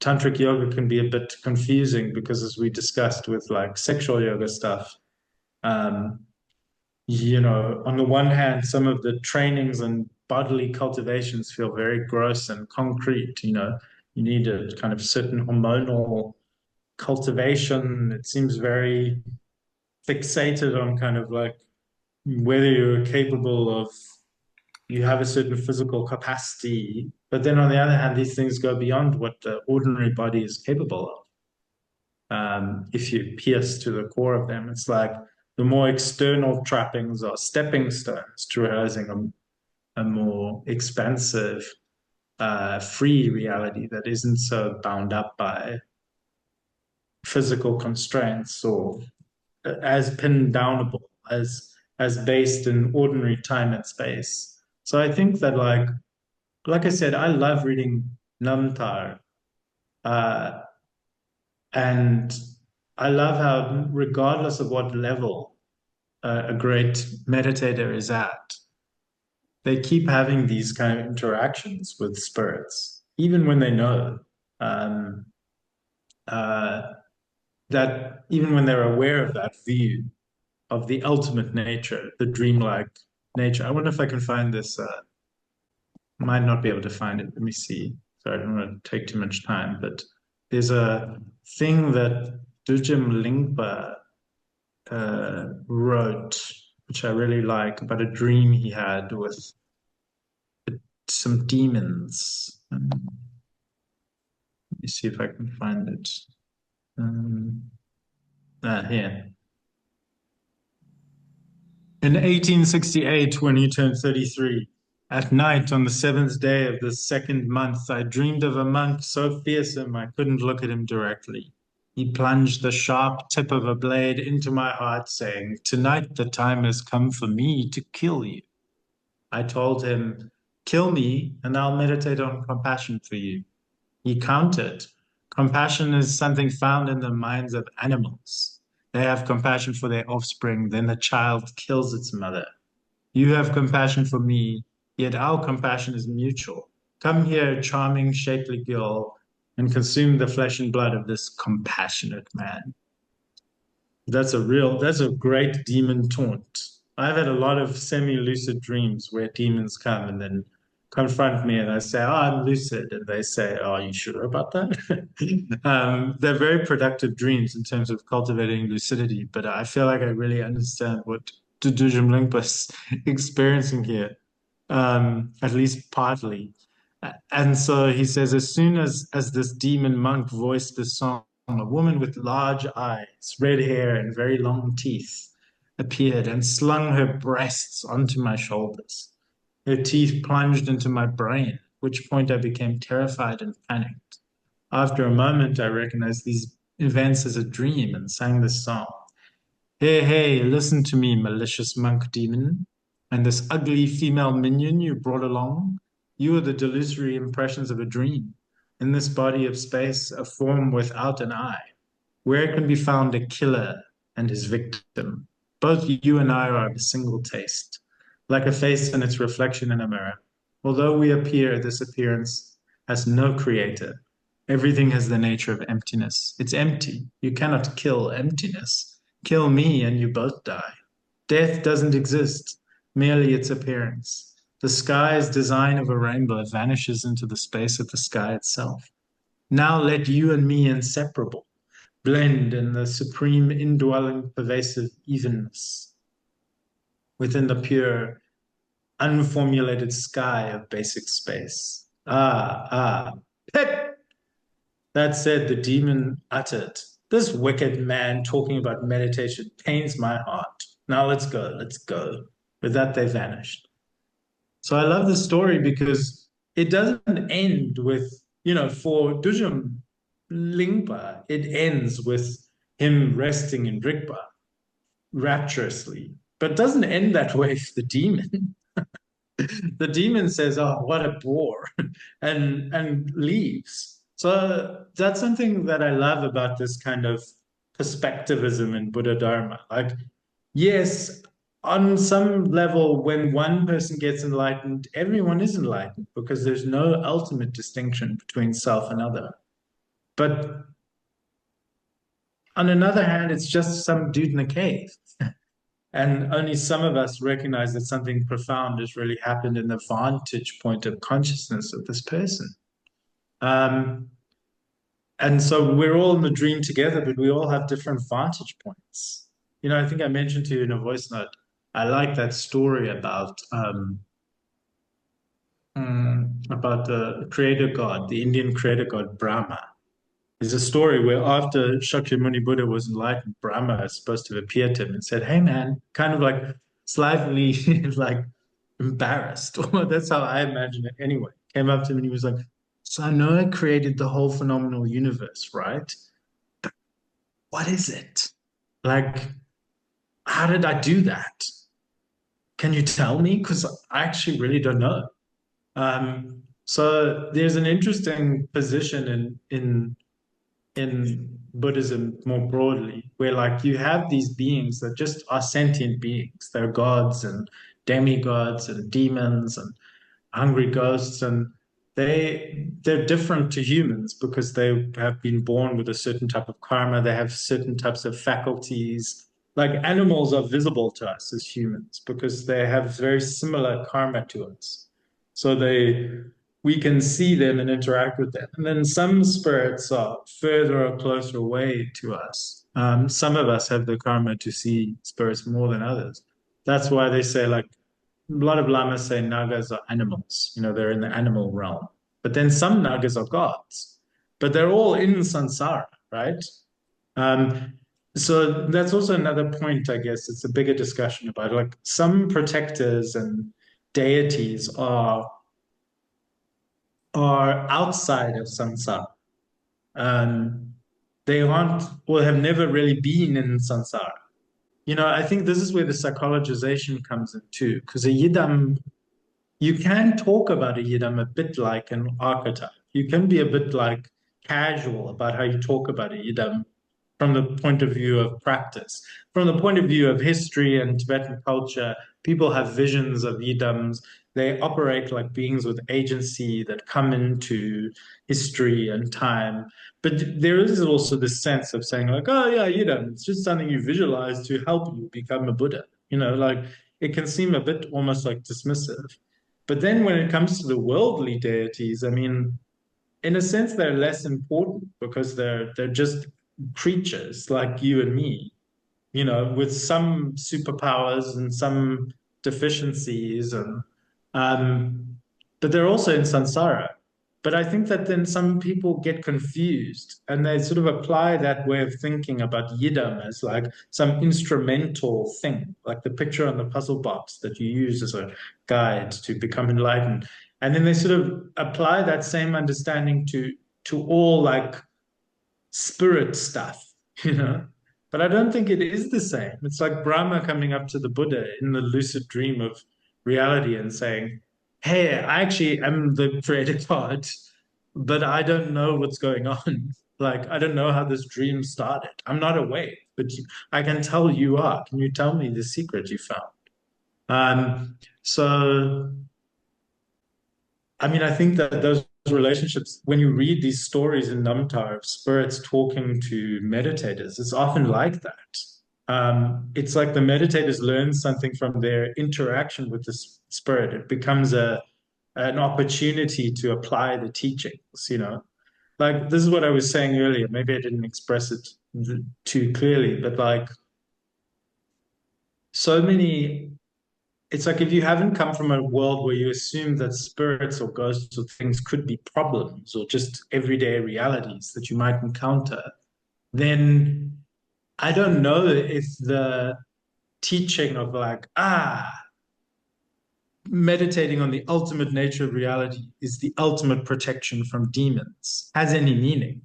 Because you never really believed demons existed to start with. Does that make sense? Do you know what I mean?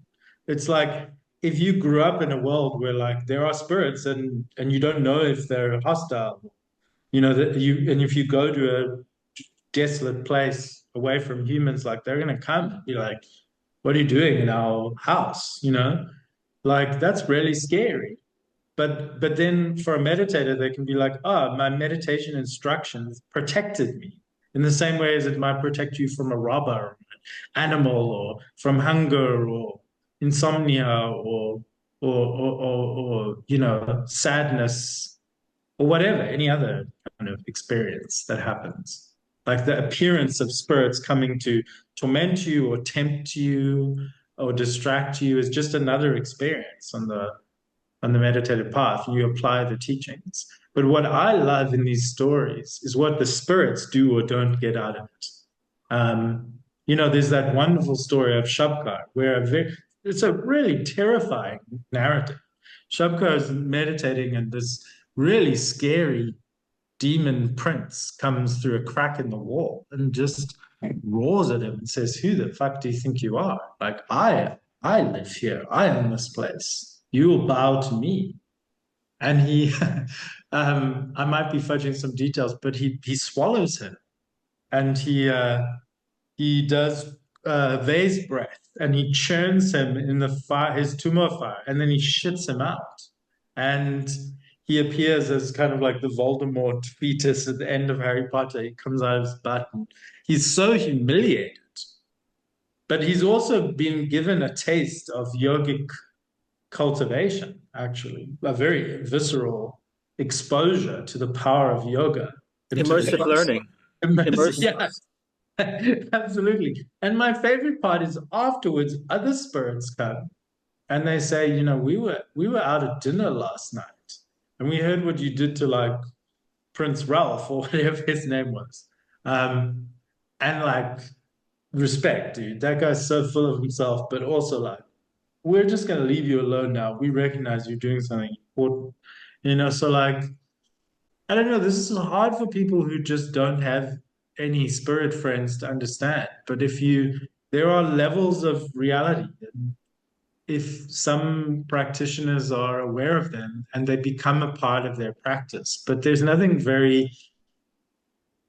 I mean, in a way, they can become a really, magic Lobdron sort of turned seeking out Lenta, this term for karmic. This is my PSA.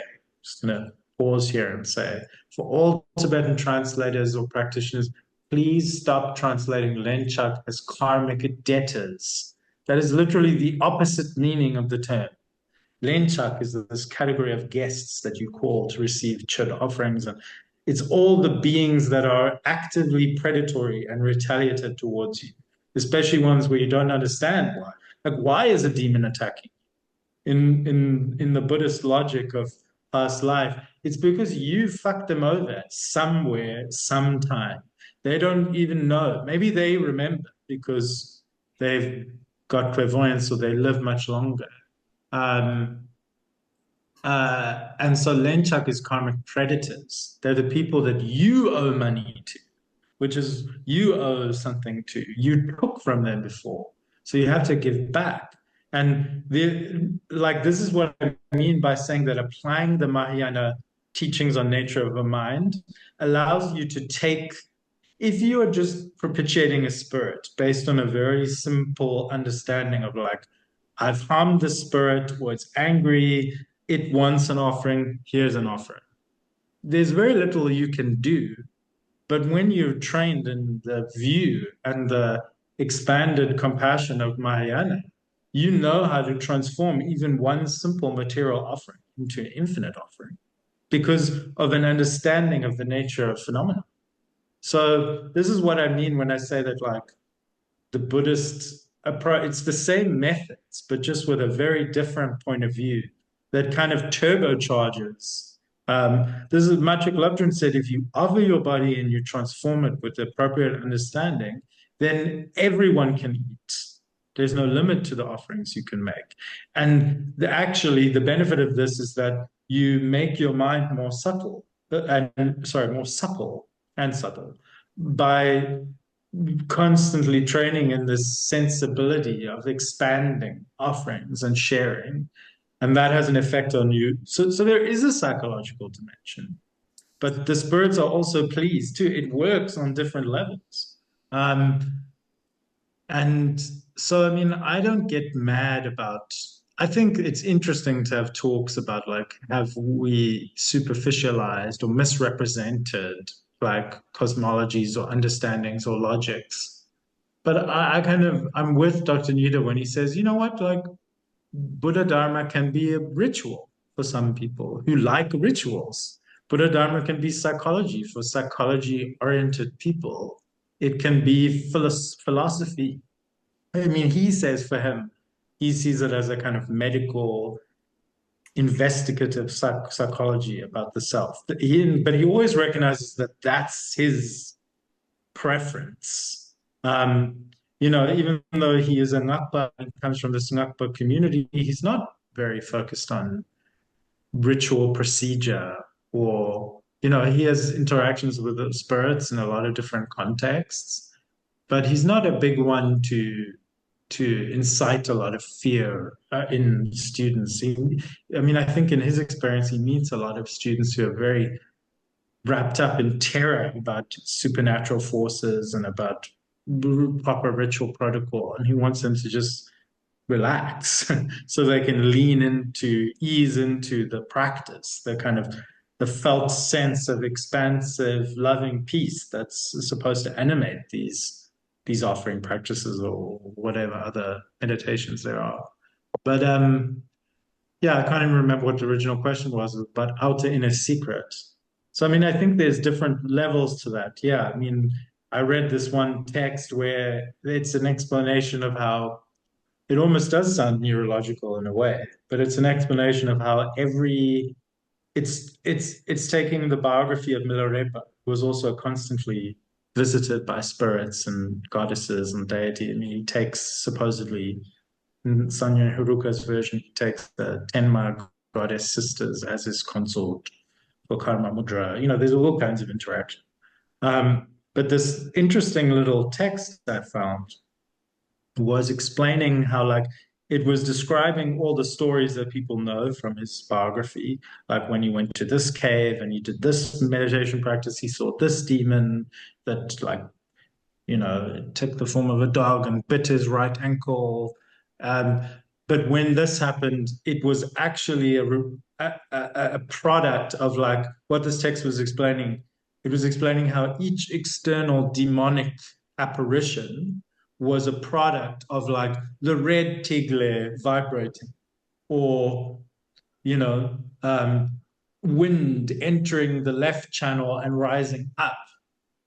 And this is the sort of tantric medical understanding of all consciousness. Like, it's the flow of, this is why we work on the more kind of subtle level of tantric yoga, because all appearances that we have in waking life, in dream, are a product of the the way that the various types of winds are flowing, especially in the lateral channels. And then tantric yoga is about bringing them into the central channel to experience awareness beyond kind of um, dualistic conceptuality.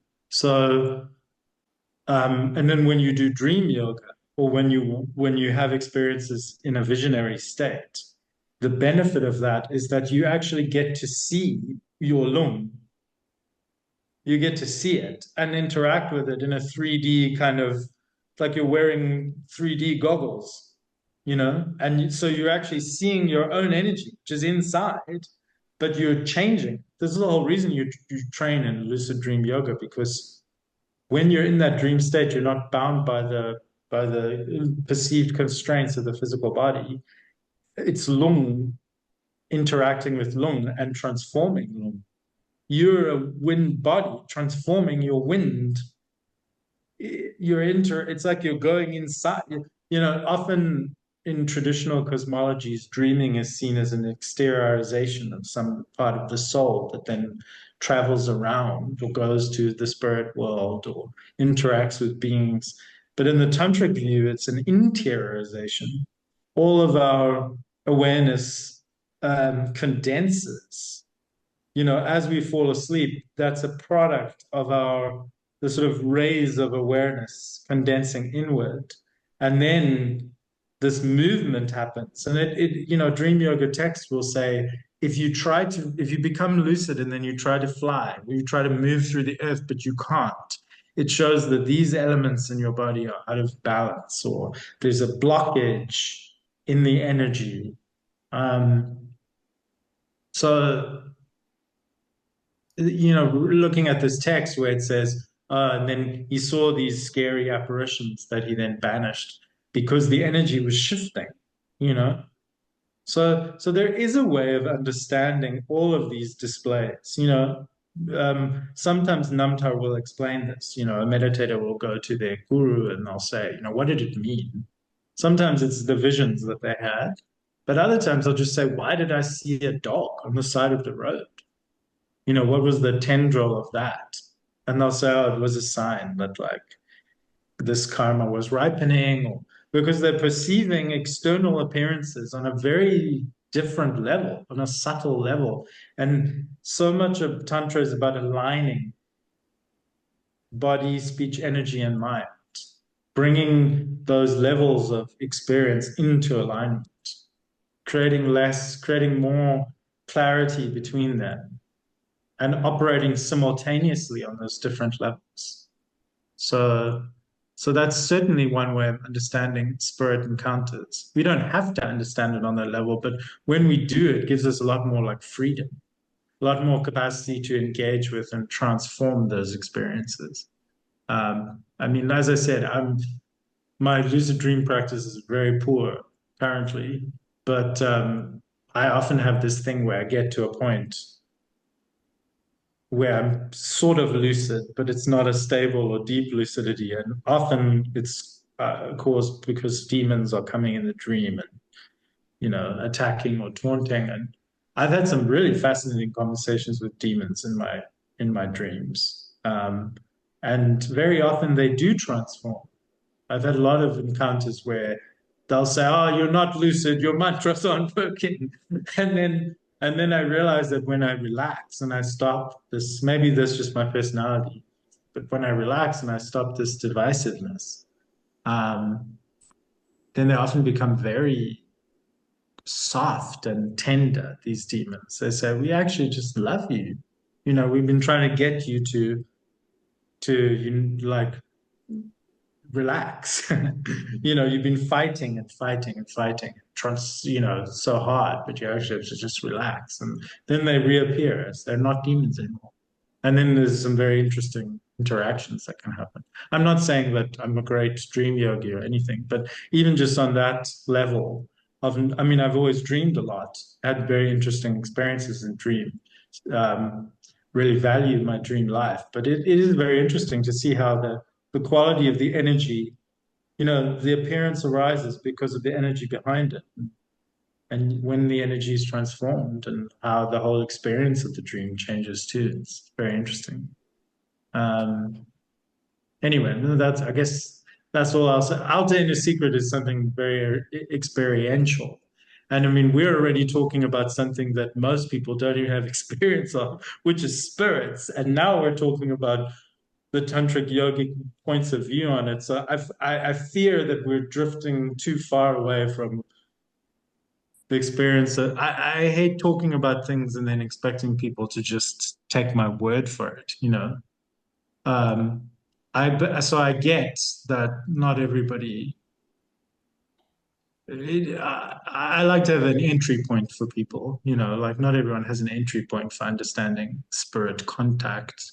Although I do, this is a whole separate thing. I do personally think that if you do certain kinds of meditative ritual practices frequently enough, even look, everyone's different, but I think that almost everyone will start to become more aware of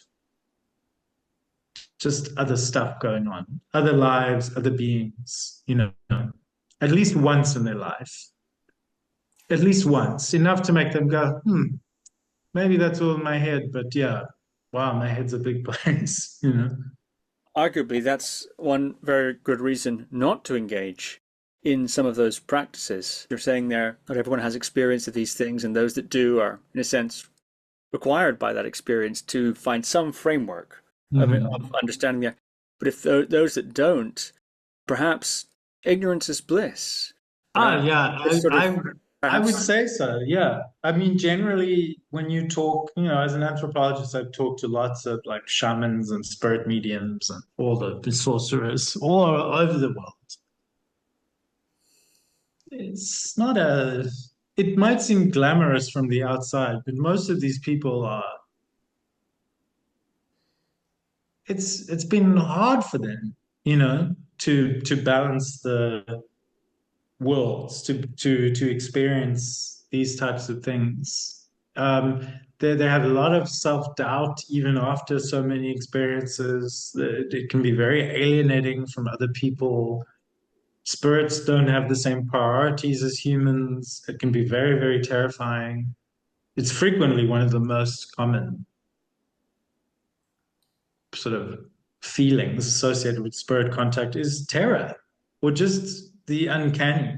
I've had experiences in my life where I'm just falling asleep at night and then uh, maybe I was hallucinating, but I felt 100% awake and boom, someone comes in the door, something, and I tell that these presences are not inherently mean, but they're just so creepy. They come and leer over your bed, breathe heavily, and it returns you to a very primal, childlike space of fear. You can work through that. Similar with astral projection, there's a point when the experience starts to happen where very frequently it feels like you're going to die.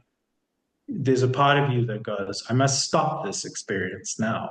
But there's something past the fear, and same with sleep paralysis. I think some people get past the fear and then they realize, oh, now there's a whole other realm of experience beyond these things. But yeah, I mean, overall, I think I've had enough spirit contact now to be almost quite like comedic or soft about it. Like sometimes interactions with spirits are quite funny because they don't realize how scary.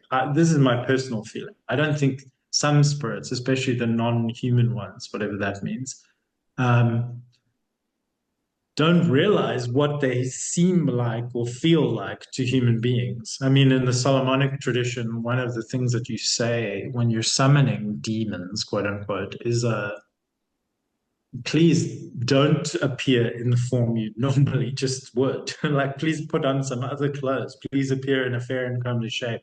That's not going to utterly disturb me. Yeah, I don't know. I don't know why it's like that. But I mean, yeah, it's not a pleasant thing to be constantly set upon by spirits. It's very, it is disturbing in all senses of that word. And most people are just looking for a way to kind of deal with that in the in a way that makes sense for them, so the best way possible. Um, I have these periods where I focus a lot on academia and kind of get very intellectual and neglect my kind of inner spiritual world and kind of almost like run away from it a little bit, and then it lurches back with a vengeance. And it's actually is quite relieving to have fewer of those experiences. When I think back to the almost nightly sorts of experiences that would happen in different parts of my life. I mean, it was certainly interesting, but it was kind of a roller coaster, very disturbing and very, yeah, if you don't have a framework for that, it can be very very alienating from from other areas of your life. Because you really do start to feel like you're living more in a different realm. You're remembering hours and hours of dreams. You're visiting the same people and the places. You're developing a alternative life. This happens with a lot of shamans, and they have to balance the time that they spend with their other friends or their other family, and that's not always easy. Brokering those kinds of arrangements and having one foot in one place, and like after those periods in my life where things are a bit dry or where I feel like I'm actively kind of like almost ignoring that stuff, I'll be like, oh, I've kind of missed that. But then as soon as it happens, I'm like, oh no, that was horrifying, or very intense. So yeah, I think you're right. I think that it is for most people, the best advice is don't worry about that stuff. Don't seek that out. Um, More trouble than it's worth, probably. I think really, probably, really, honestly. Not to sound like an edgelord, like cool edge, like, yeah, bro, it's not fair. But if I pause and think, I really think that is true. I think I mentioned to you in the past that when I was a teenager, I used to get very frustrated because I was like, why is it no one else? Why did no one care about that other reality? I know that people know that there's something. I know they've had enough experiences. Why don't they care? It used to frustrate me so much. I was like, we should all be like, there should be government think tanks, you know, like we should be devoting time and resources. But then I realized, like, yeah, it's not that people don't believe or don't, it's that they've chosen not to care, and it's actually quite sensible. Um, and that's how I feel too. I don't really see any reason why anyone should care about magic and divination and mysticism if they haven't had these kind of re repeated, compelling experiences. What else would make someone morbidly obsessed with these topics, at the expense of maybe other relationships, even? So, yeah, this is part of the reason why sort of classic shamanic vocation is it's the idea that you don't want this. The defining feature of what I would consider a true kind of indigenous shamanism is that nobody wants to be chosen as a shaman. It's a horrible process, and it's in the hands of the spirits. They decide who they want to work with, who has the capacity to be their mouthpiece, then, hostage negotiator, however you want to think about it. And I don't know anyone in South Africa who's received the calling, the sickness, this shamanic calling, who wanted that to happen. It was accompanied by an enormous amount of personal difficulty. That's one of the signs of the experience, actually, is that your life kind of falls apart until you acknowledge the call and receive proper training and then serve others. So, yeah. It's interesting as we talk about this. I have observed a sort of awkward halfway house between taking it seriously, which I think if one does, this sort of things, the themes we've been discussing, that's a big commitment. It has many implications. It's quite a serious matter. Or to sort of brush it under the carpet, psychologize it, for example, see it as, well, or instrumentalize it. Well, this is just a means to cultivate my own compassion. I'm sort of projecting it onto this archetype and then reintegrating it. This sort of almost Jungian idea. I would posit a third route, which I've taken many times in my life. Like, I don't call myself an alien abductee, but I have certainly had experiences that resemble the classic terrifying alien encounter of, your body being invaded. And it happens within a certain area of sleep. This is my personal theory. Maybe other people will find this interesting. I think that there's a radio station of consciousness in which alien abduction is always happening. I don't know why I believe this, but I think that because I'm aware of the fact that I tune in sometimes as I'm falling asleep, and I will start having an experience where I'm like, oh no, it's an alien abduction. But it feels like it's a radio. I like to think of consciousness as a radio station, and you can sort of tune in more or less clearly. And I think some people, like people who hear the voices of the restless, troubled dead constantly, it's like they're just stuck karmically on that radio station. And they don't really, they have to learn how to or that radio station is always playing in the background. And then as our consciousness shifts, I think treasure revelation is a bit more complicated than that. I think it's an alignment of many different factors of consciousness with place and person. But I really do think that there's an alien abduction radio station, and the hits are just 24/7. Best of alien abduction, classic, new rock. Like it's all happening. And I find myself going in there sometimes also in lucid dreams. It will start happening, and now I'm at a point in my life where I just go, absolutely not. I just go, nope, don't want to experience that. And I just change it's like hearing a bad song that you don't like, and I just change the channel. And yeah, I've done that several times. Sometimes it happens in like just a second, but like in that second, there's the whole experience of the alien abduction. I experience it. I sense its broadness and time and space. But I'm like, no interest in being terrorized by aliens tonight. Thank you. And I think, I don't know what that means. I'm not saying that means I have some special power in my mind, because I definitely don't. I actually think it's the opposite. I think I'm so bad at meditating. I'm so distracted. It's so easy for my mind to be distracted that even when that's starting to happen, I'm just like, I'm going to think about something else instead. And I wonder if a lot of people are just doing that all the time. Um, you know, just not zooming in on so much of like tantric yoga is about slowing down our experience of like falling asleep, having an orgasm, being present in a dream, extending that experience and staying there so we can go inside that experience and work with it and transform it. And I think the average person, like you said, is just not bothering with that stuff, who's just distracted.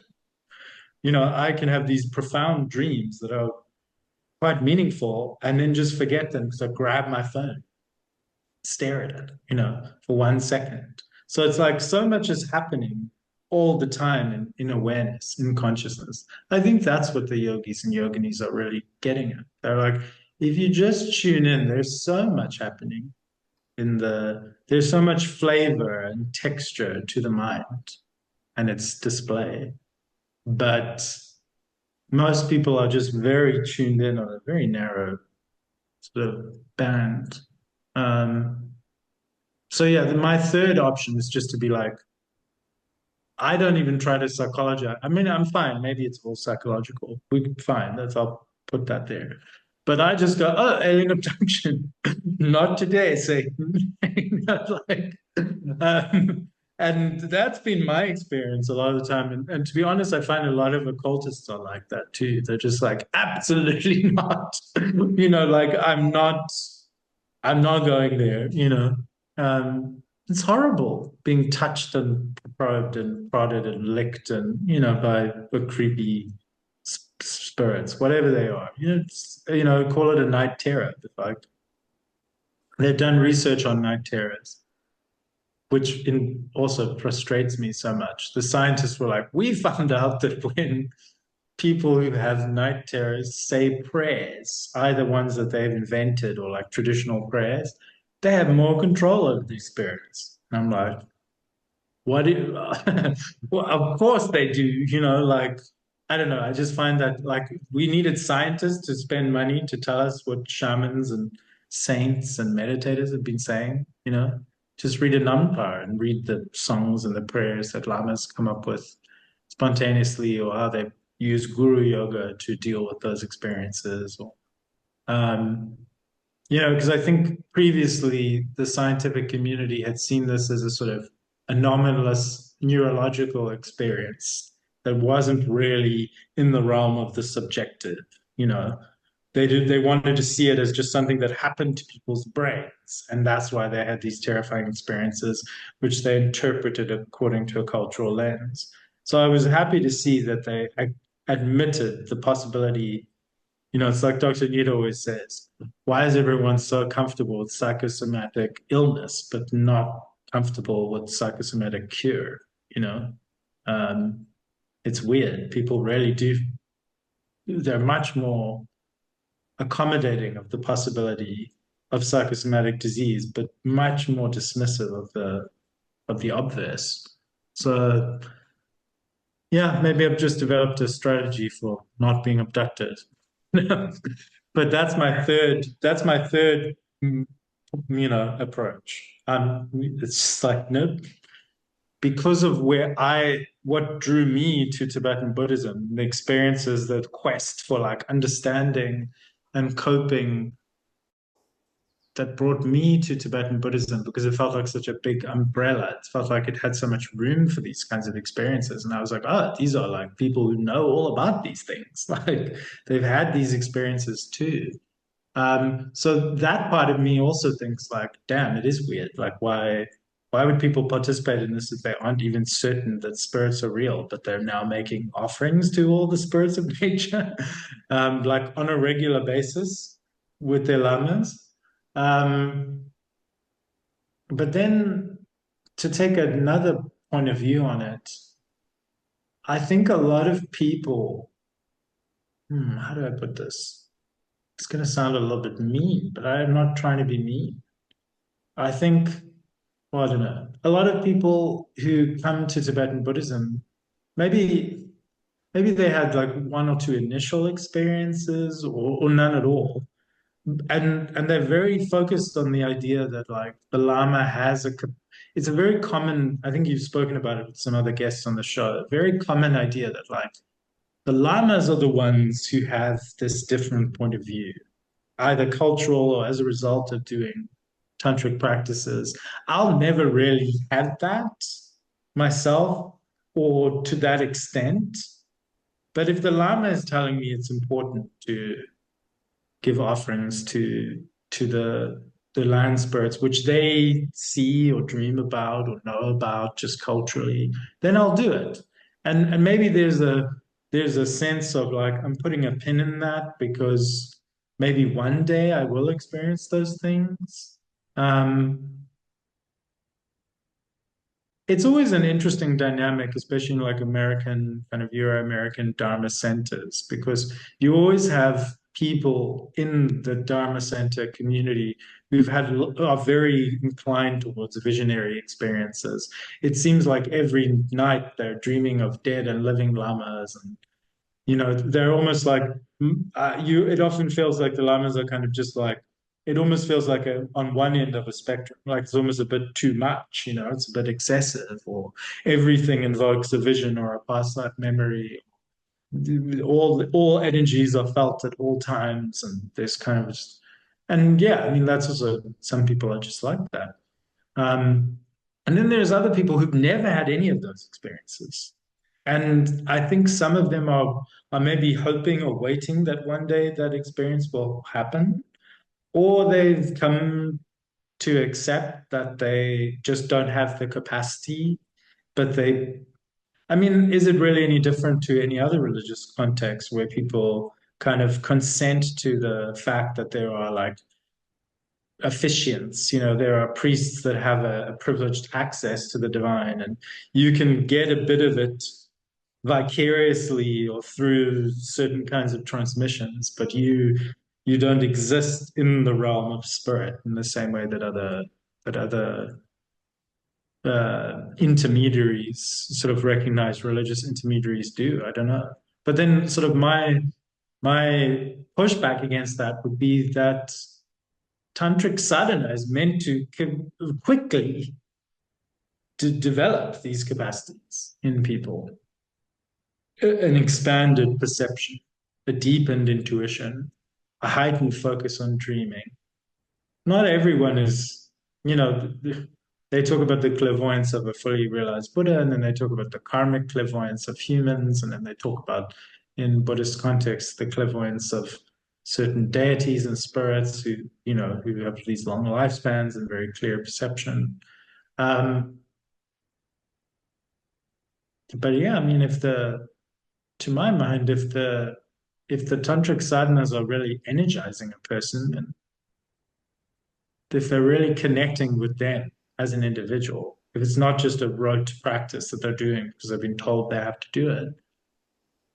I mean, Lama Dawa Chodok's wife, Androla, was talking in a podcast interview recently about Vajrayana and about Buddhist Tantra, and how she was suggesting that maybe, speculatively, that as institutionalized monasticism sort of really took over the tantric practice and the purveying of Tantra, that more emphasis got put on training in Tantra according to accumulation, repetition of number of practices, and also time, length of time that the practices were done. But when you read tantric texts, really at their core, the idea is that you have a small community of fellow travelers on the path. You have a close relationship with the guru. The guru prescribes very individualized practices for you. And there's this whole genre of lamta, of signs on the path, signs of the path practice. And even though that's a kind of idealized map, and I was just reading the Yutak chapter, and the end sometimes says, hey, look, everyone's channels and everyone's karma and everyone's body and mind is different. So like some people will follow these steps, and for some people all the steps will happen simultaneously. For some people they'll be very clear, some people they'll be very indistinct. That's why you really need to know the general map, but then be in close relationship with your guru. But the idea is that as you're doing the sadhanas, you do them until something happens. Like the texts say, do it until this happens, until your dreams become clearer, until you can see spirits or hear them more, until you feel more compassionate or you're less reactive emotionally. There's a very clear sign. I mean, some tantric yogic practices and ritual practices have extremely clear signs. It's like, if your body isn't reacting in a particular way, then you must change the practice. You must change the prescription. Medicine's not working. But much like with alternative medicines, I feel like people just end up taking, like Dr. Nuda says this a lot. People will take natural medicines for like 2 years and they're not doing anything, good or bad. But they like the idea of the alternative medicine. So they keep taking it. But he's like, no, that's terrible. If the medicine does nothing, good or bad for you, in a month or two, stop taking it. Find the medicine that works. You're trying to transform yourself through these practices. But I think some people just,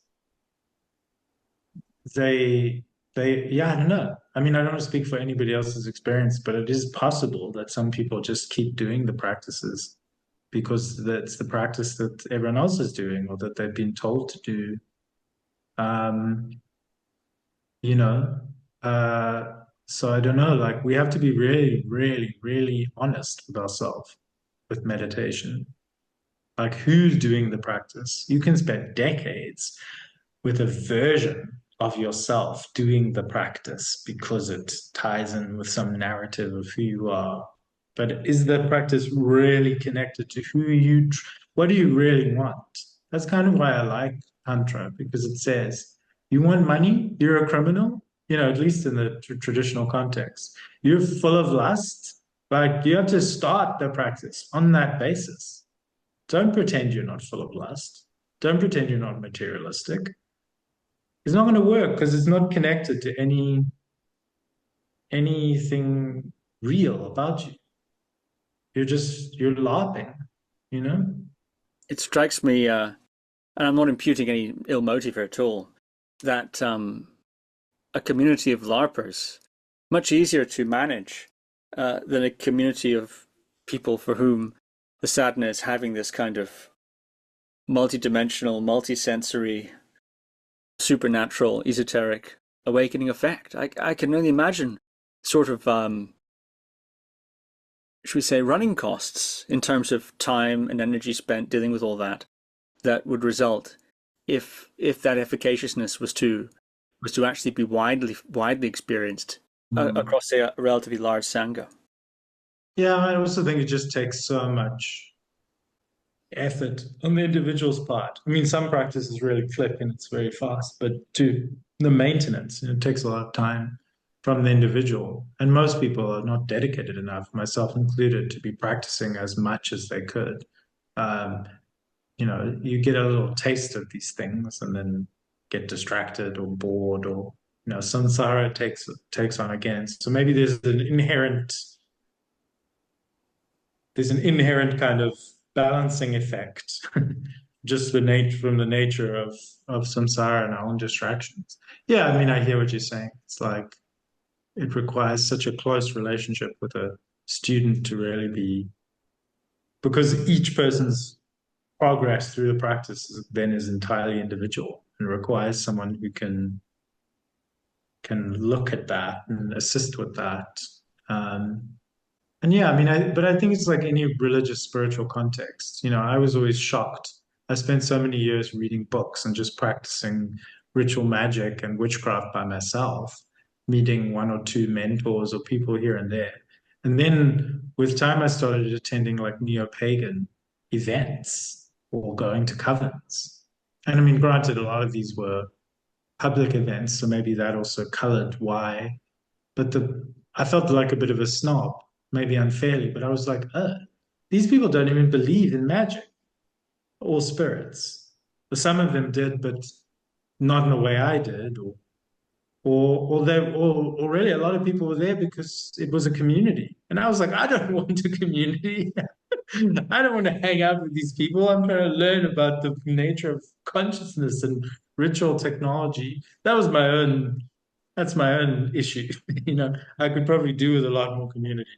But yeah, I mean, I had to also just realize that like people get drawn. It doesn't matter if they're, like you would think that a religion like neo-paganism, which is maybe a bit comparable to Tibetan Buddhism, because it's very much focused on magical methods and actual effects and transformation. You would think that a magical religion would be filled with people who were obsessively devoted to the actual practice of magic, but it's just not, in my experience. That's not the only type of person you meet in those contexts. So that was something I had to sort of acclimatize to and also accept as being good, as being a good part of it too. We've said ignorance of these realms perhaps is bliss. Well, maybe also impotence is bliss, impotence of one's practice. If efficacy leads to a sort of awakening, and that could be rather inconvenient, some for some good, for some others bad. Maybe we can get our own list of blisses going. We've got ignorance is bliss, impotence is bliss.